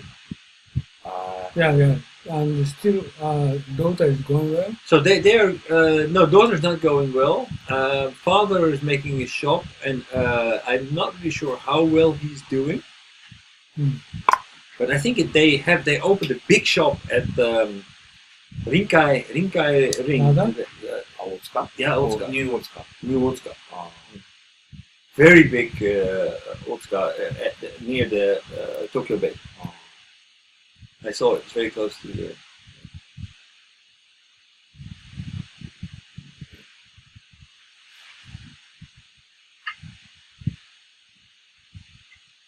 You said what a dining point? What is this? Dainippon Inc. That was an example that you gave. Dainippon Inc. was very successful with foreign M&A. They built their own university. But actually, I wrote that down and I was looking into it. And but the CEO, who was supposedly very successful, was fired because he didn't really make because the profitability of Dainippon Inc. was below expectation.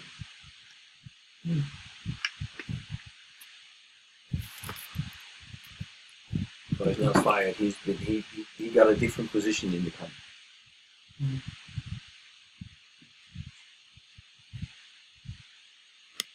So what we see here is that in M&A there are some successes. There are more failures. This is not unique to Japan. We see that there is not a one-size-fits-all. Everyone has different issues, it seems, but there are a lot of issues. One of the key factors seems to be that the companies are not close enough with their M&A partners. By the way, next month I'm going to make a speech at NTT Data Oh, for globalization. What I'm going to speak At entity data, for entity data. Yeah, NTT what- data. Yeah, I think I would talk about liberal arts. what liberal arts is not globalization. They ask they. Oh, you need to talk. You need to talk. Tell something about globalization. yeah, but this is not my scope recently. I'm liberal arts. Liberal arts is what is meant for globalization. Really? This is globalization. Global If you trends. want to be No, globalized, audience expects what is globalization, but my message is different. yeah, just giving them a surprise. Oh, disappointing. Oh, globalization. We can see globalization everywhere. We have Yeah, because I'm listening today afternoon. You're talking about this sort of issues, but wow, by the way, what I'm going to speak out, what is global? Not easy. Oh. What are you going to speak? Do you have, what is this? we were also talking about foreign direct investment when we were talking about merger and acquisition. Foreign direct investment in Japan, 28% of GDP. Outbound FDI, foreign direct investment, which is growing very fast, faster than the OECD average, but the number is still below OECD average. That's also a little bit colored because This is a foreign direct investment from overseas to Japan? no, from Japan to overseas. From overseas to Japan is very, very low. It's only 2% or something like that. 1.5%. Yeah, I remember. It was very, very low. So that is a problem because basically 28% of GDP of every year? What do you mean? 28% of GDP? yes. Forget that every year? No, not every year. That's impossible. Well, 1 year or some specific year? You forget that. It's, Sure, but gross domestic product. That's basically Japanese. national product. Japanese is Gross domestic.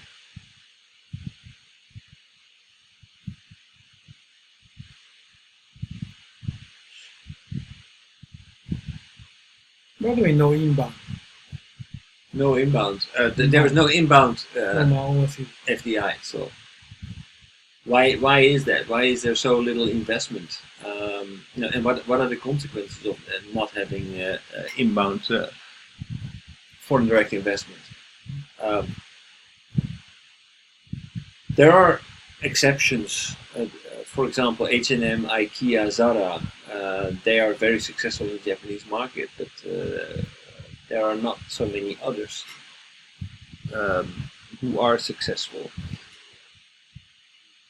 Reasons for low inbound FDI seem to be regulations, rigid labor market in Japan. Really, a lot of people have cold feet. I also see that around me when I talk to people who are considering to invest in Japan or to open a branch in Japan. They're very worried about the labor market and what possibility they have to actually scale and scale back if necessary if they're not successful in Japan. But the most widely heard complaint that we hear from people who want to invest in Japan is the insular business culture. It's very difficult. To get into the market is one thing. That doesn't seem to be a big problem. But to actually grow your business in Japan seems to be difficult because Japanese people tend to prefer to do business with Japanese people. So that makes it hard for people to be successful. Things about regulations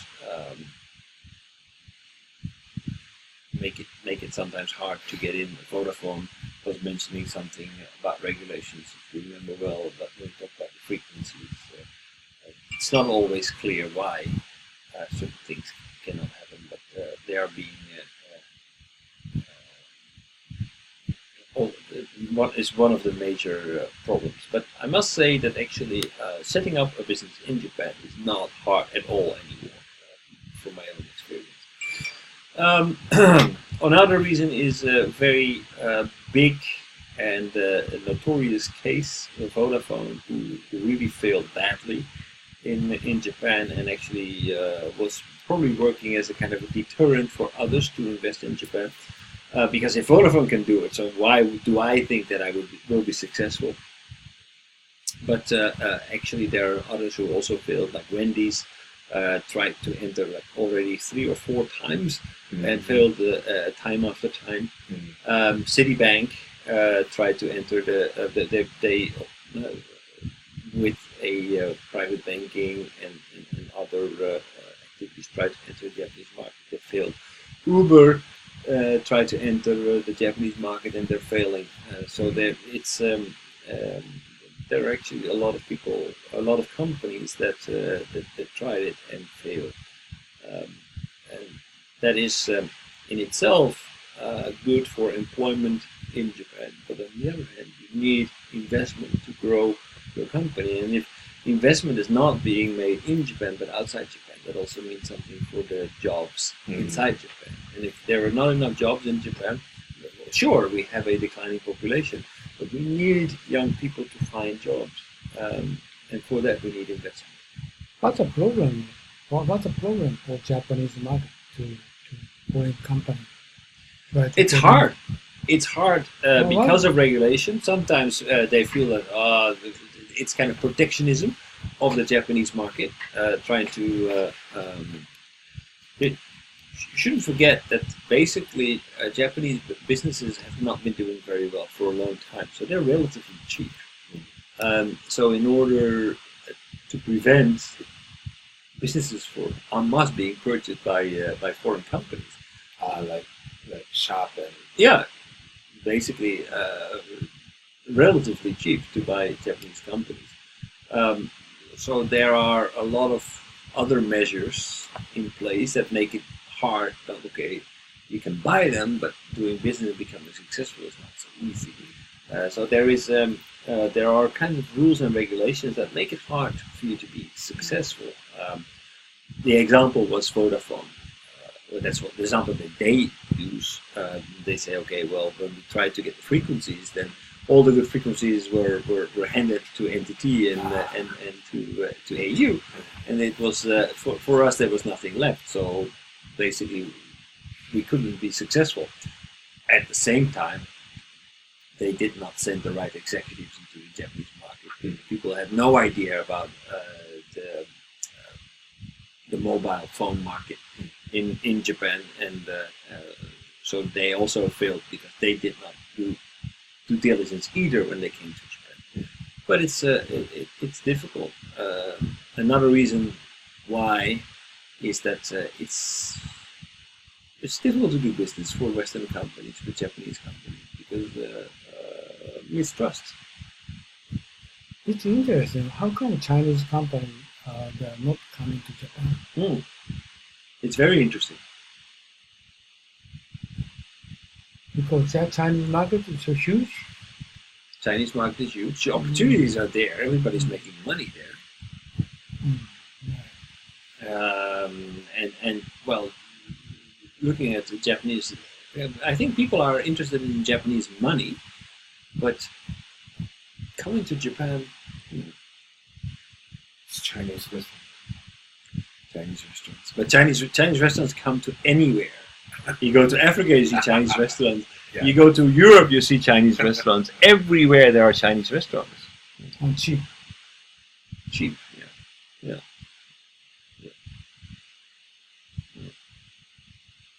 Some other people that came to Japan are successful, like the big brands, the fashion brands.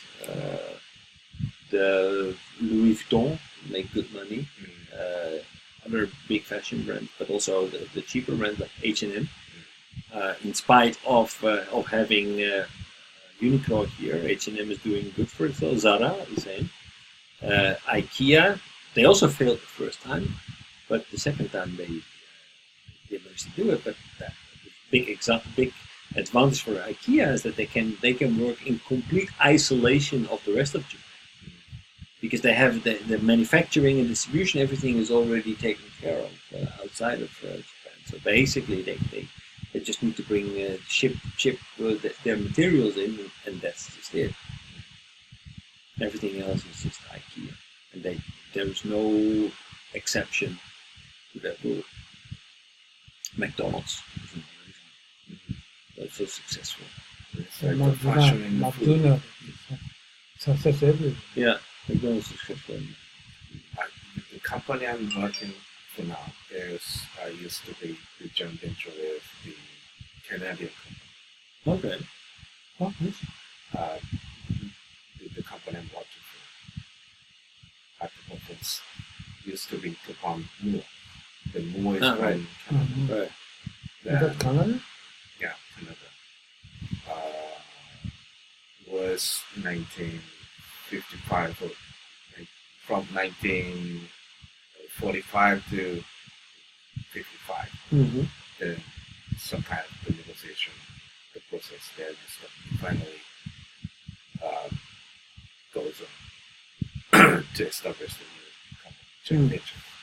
Then I found some article to explain a good example of joint venture of Western company in Japan. Mm. Then I found there is the Tokomu.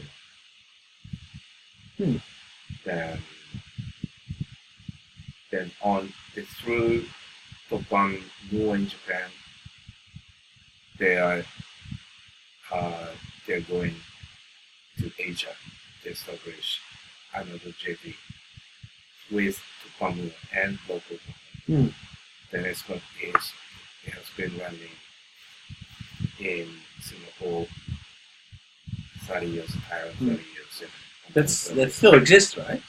Still. That's what you were saying when you said, okay, well, we have other markets already for a long time. Why do we need to start in Vietnam? Yeah. Yeah. So I think the president and the founder at the time was Japanese, and who used to be a member of the cabinet, the shadow cabinet in the time of World War II. And I think he had some the visions and philosophy of how Japan and Japanese company should contribute some aftermath of the World War II in Asia. So he was able to get some support and could establish the good network, active network. But after he left the office, then things was stopped. Then we have 30 years old, 40 years old, the overseas company, but we don't have 5 or 10. Right. It's doing good. only old, right.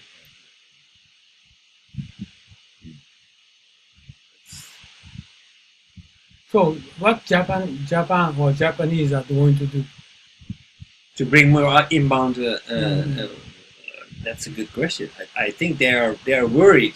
They're very worried because if they make it easier, more attractive, then there could come a big flood wave of foreign acquisitions and companies like whole industries might fall apart. Like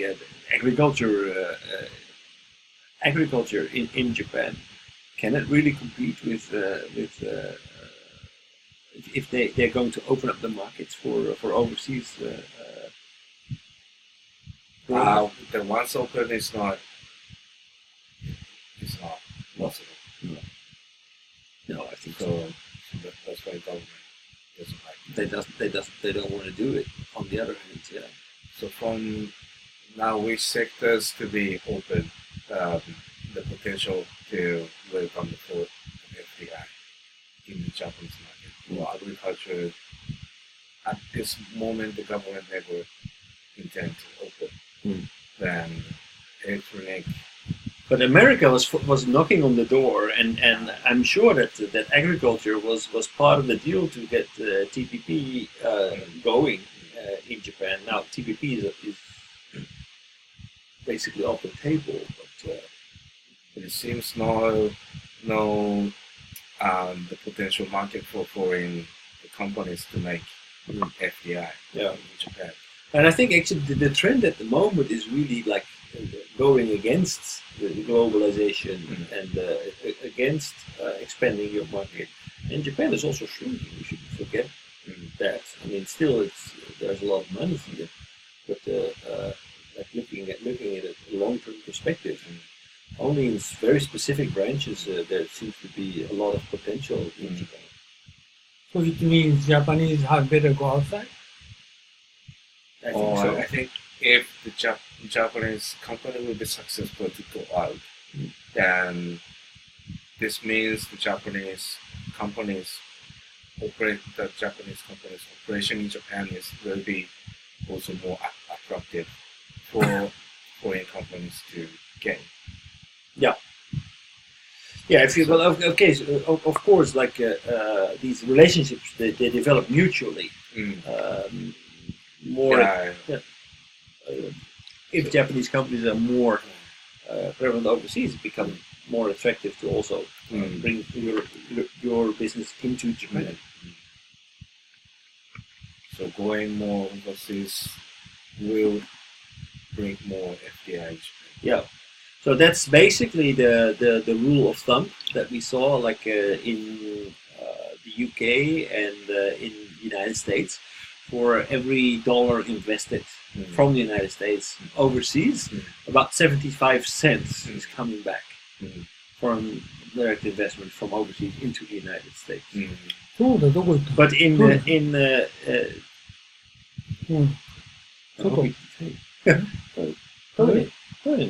名前大丈夫かな外行こう外行ってる There's still stuff from you. Oh, that's awesome.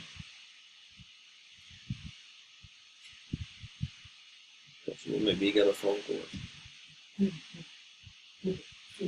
call. Okay.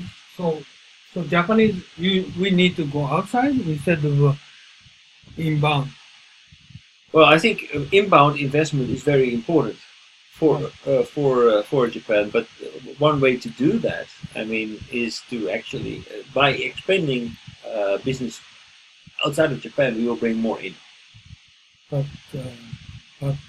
very difficult. You said regulation. Yeah, regulations, business difficult. culture.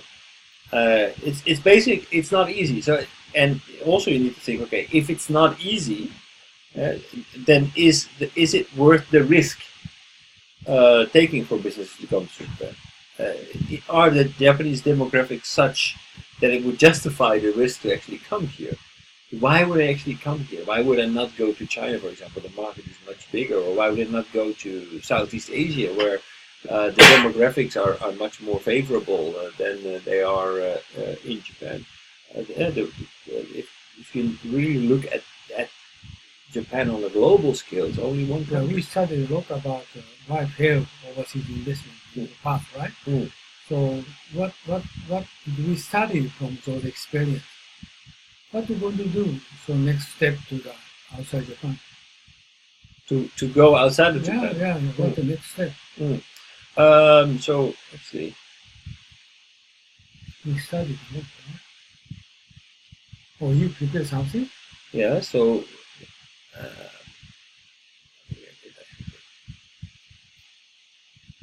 Fixes.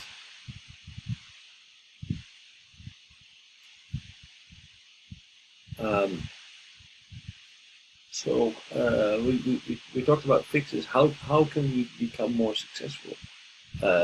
Communication, negotiation, inspiration, encourage taking risks. Those are things that are current problems to actually go overseas.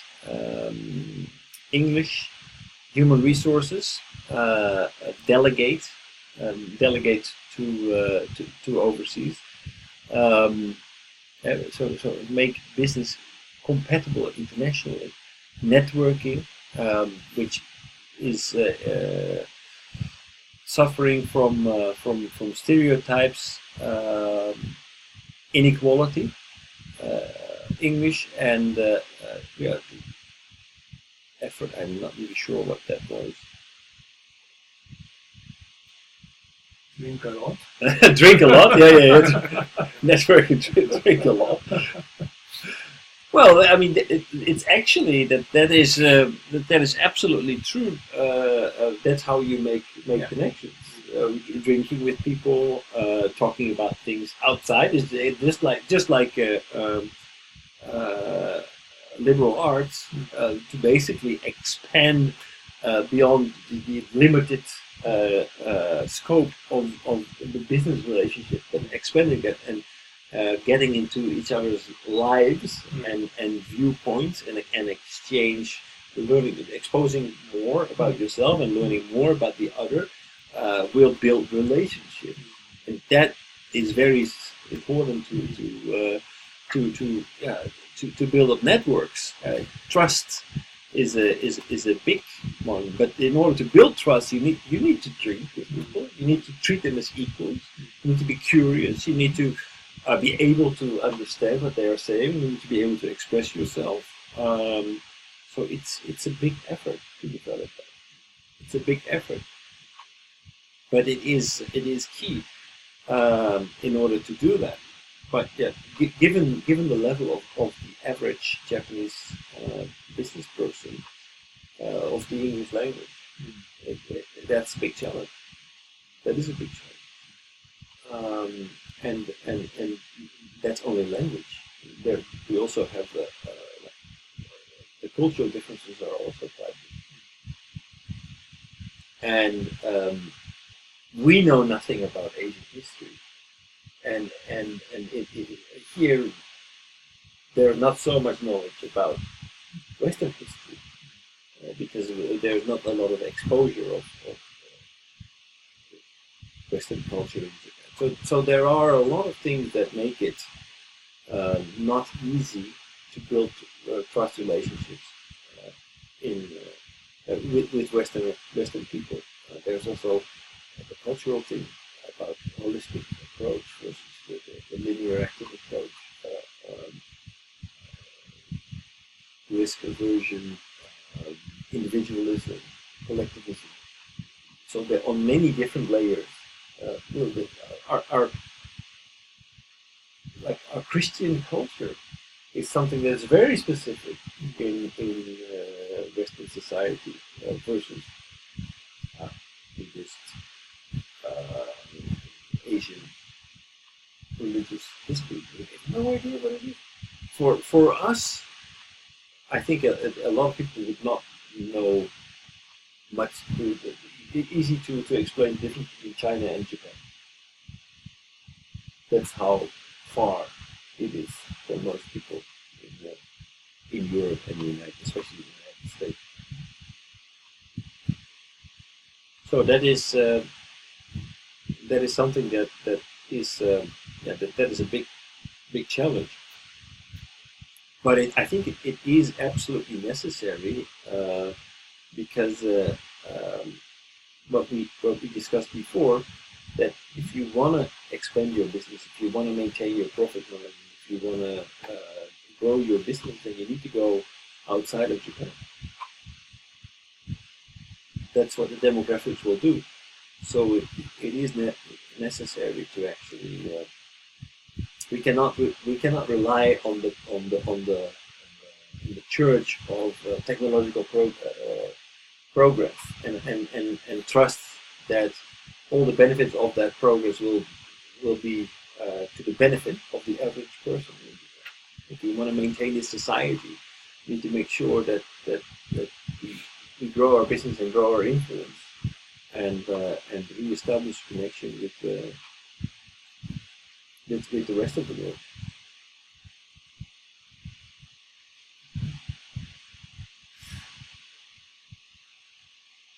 So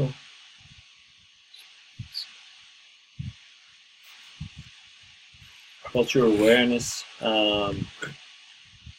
HR, English, open supply chain. That's another complaint that foreign businesses often have. That it's very difficult. What do you mean, baby bath water? Same. Don't baby and bathwater. Basically, don't. The fact that we see so many that we see so many difficulties with merger and acquisition doesn't mean that it's impossible. I mean, it just we shouldn't throw away the baby with the bathwater. It's an expression. What is? Don't throw away the baby with the bathwater. That means that basically, if something, because it's risky, don't turn your back on it. Study it, improve it, but don't, because there is potential. Right. So if you throw away the baby with the bathwater, basically you take out something that is potentially good. You mean take care of them? Yes. But the baby is, let's say, the good thing.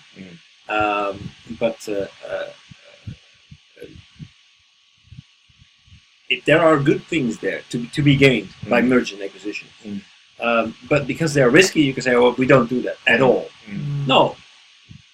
Keep studying, keep looking for good opportunities, but do it right. So that's. Okay. It is kind of shaking hand while the teaching under the table kind of idea. No. No. No. It's basically don't turn your back on it entirely, because there are a lot of good opportunities. So you shouldn't throw away the baby with the bathwater. Means that even though it's difficult, even though many people have burned themselves, don't turn your back on it, because there are still good opportunities. You need to be aware of the risks, but there are opportunities. So keep looking for, keep on looking for those. That means baby and bathwater. Okay, so basically what I would like to do next week is I want to have a look at the case of Zara. Zara has built a global company from very small clothing factories in Spain. That was the basic. A group of small clothing factories. They have actually managed to establish a global brand that successfully expanded into Japan, and they do something they do a lot of things that I think could be a good lesson for Japanese companies when they go global. So that's why I want to focus on Zara and see, okay, and match that with how does that compare to what Sharp did, what Toshiba did. Okay. By the way, still, do you believe a Japanese company can go outside? Yes. But looks like you're writing down, right? It's a typical Japanese strategy, go outside. But I'm very skeptical of Japanese company. They cannot go outside? Why not? There's language. If you have, basically, that's all. Don't throw away the baby with the bathwater. That's right. There are challenges. Language is a challenge. Culture is a challenge. Business culture, negotiation. There are a lot of challenges, but these are all things that you can overcome. How do you think? Please go outside. Yeah, I'm believing myself to do. Yeah. Yeah, I'm thinking I must be the one to lead in Japanese company to go outside. And then? Because he is in Vietnam, but surrounding him look like him. It means Japanese cannot go outside. he's some exception, Hmm. right? Yeah, but so that means that maybe he's the baby. The rest is the bathwater. So don't throw away the baby with the bathwater. So it cannot be done. Or it can be done, but it requires a specific approach. It requires specific people. Not everybody can do it, but if you bring the right people, maybe the right partner, maybe it's possible. I have been in it already in the past. Yeah, but he's very exception, I believe. It's,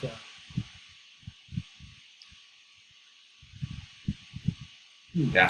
okay, some people go outside, okay, in Singapore, yes, Japanese there, but he cannot sustain the network with Japanese headquarters. Right. This is a problem. Yeah. His problem is his headquarters here in Japan. Also, he has problem. Major issues, headquarters. Yeah. If he going doing well in Vietnam, it's been difficult to sustain Japanese headquarters network. Okay, that is a problem, especially for yourself. But if you can be successful developing business in spite of the lack of communication with the headquarters, what is the problem? This is not his company. I just several years ago, I visited NEC Singapore, and our tour, I take them to meet with president of NEC Singapore. But he is doing business very well. But he told me he cannot communicate with headquarters well. It's very difficult. Okay, if he's following the headquarters' opinion, he cannot succeed. Right. Well, I think that maybe that could also have it's very likely that this happened with in the Kirin case. Oh, Kirin case is problem is follow on headquarters opinion as well, right? And he can say president in Brazil, he can speak out any kind of failure reason to headquarters, but actually he lost communication with Brazilian people and market, right? But headquarters never criticized him, but there's a fair reason is he himself, right? But this is difficult. Headquarters is distant, not only distant, but mental distance, not distant, mental distance. It's cultural difference or that's atmosphere. They don't get what the business doing there. Headquarters doesn't understand. Always like that. Right. Kirin case is that headquarters Kirin never understand Brazilian culture, atmosphere, how to do business there. Right? And the president, okay, they excuse the problem, but headquarters believe him. But this is not the true reason.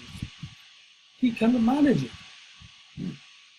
He's very good management in Japan, but maybe he No. The head of Kirin in Brazil was a Brazilian.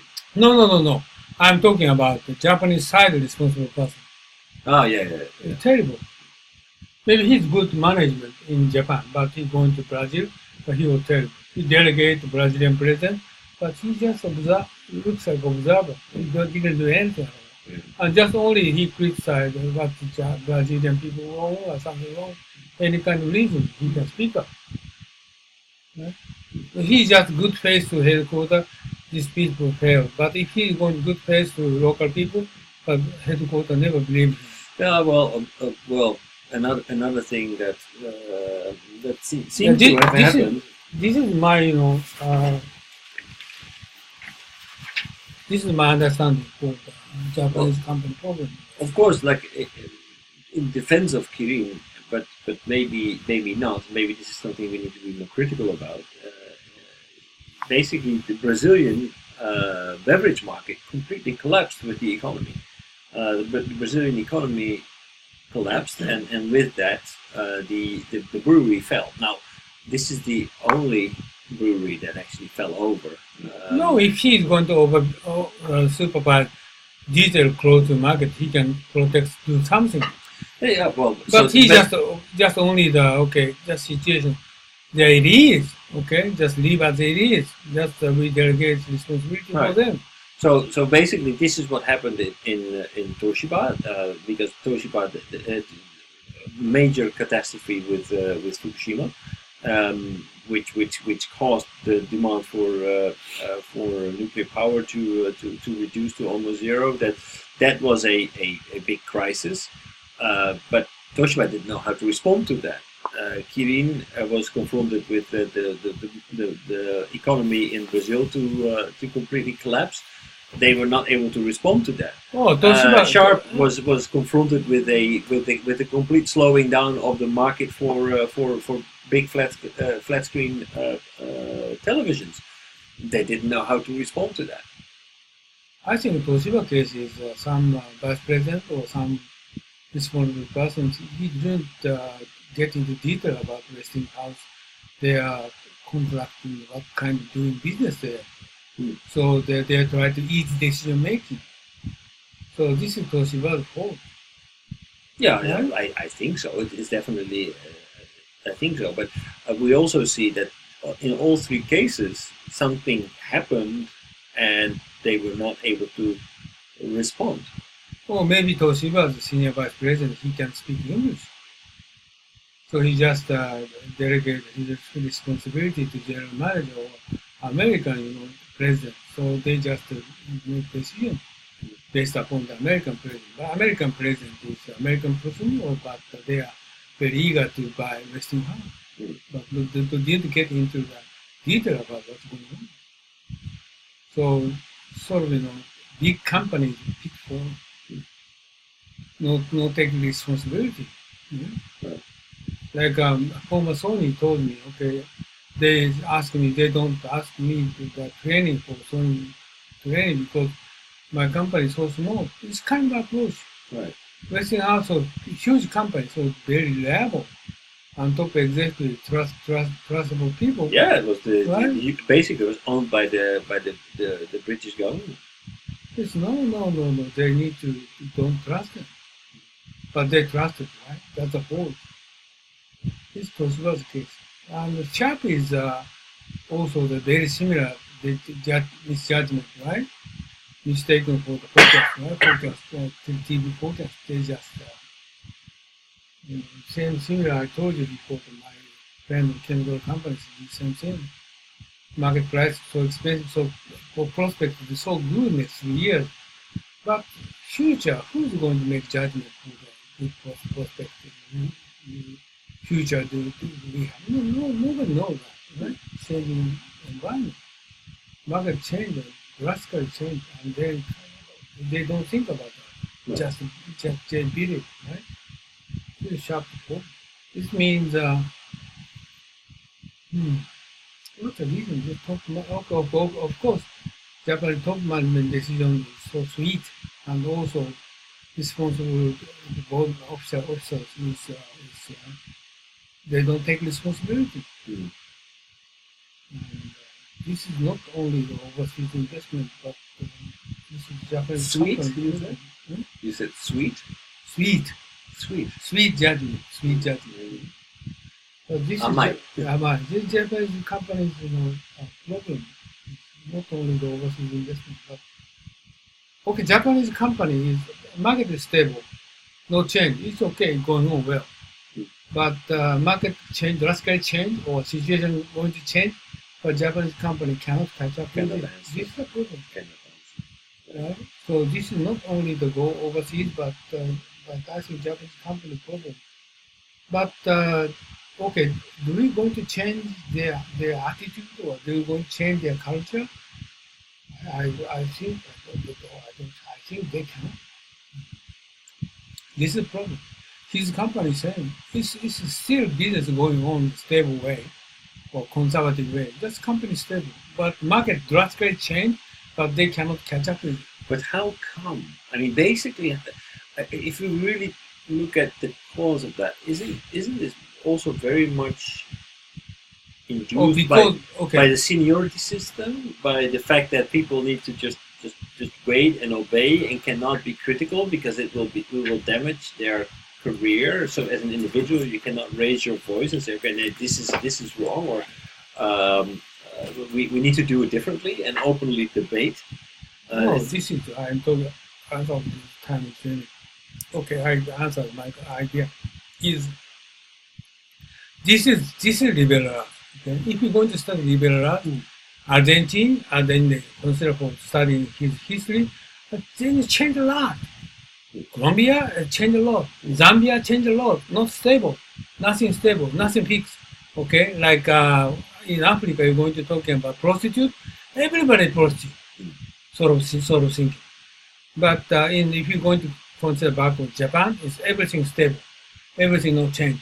But if you're going to get into the Asia, South Asia, Middle East, everywhere is not stable. So if you're going to familiar with global movement or global tendency, oh, okay, this is only Japan is stable.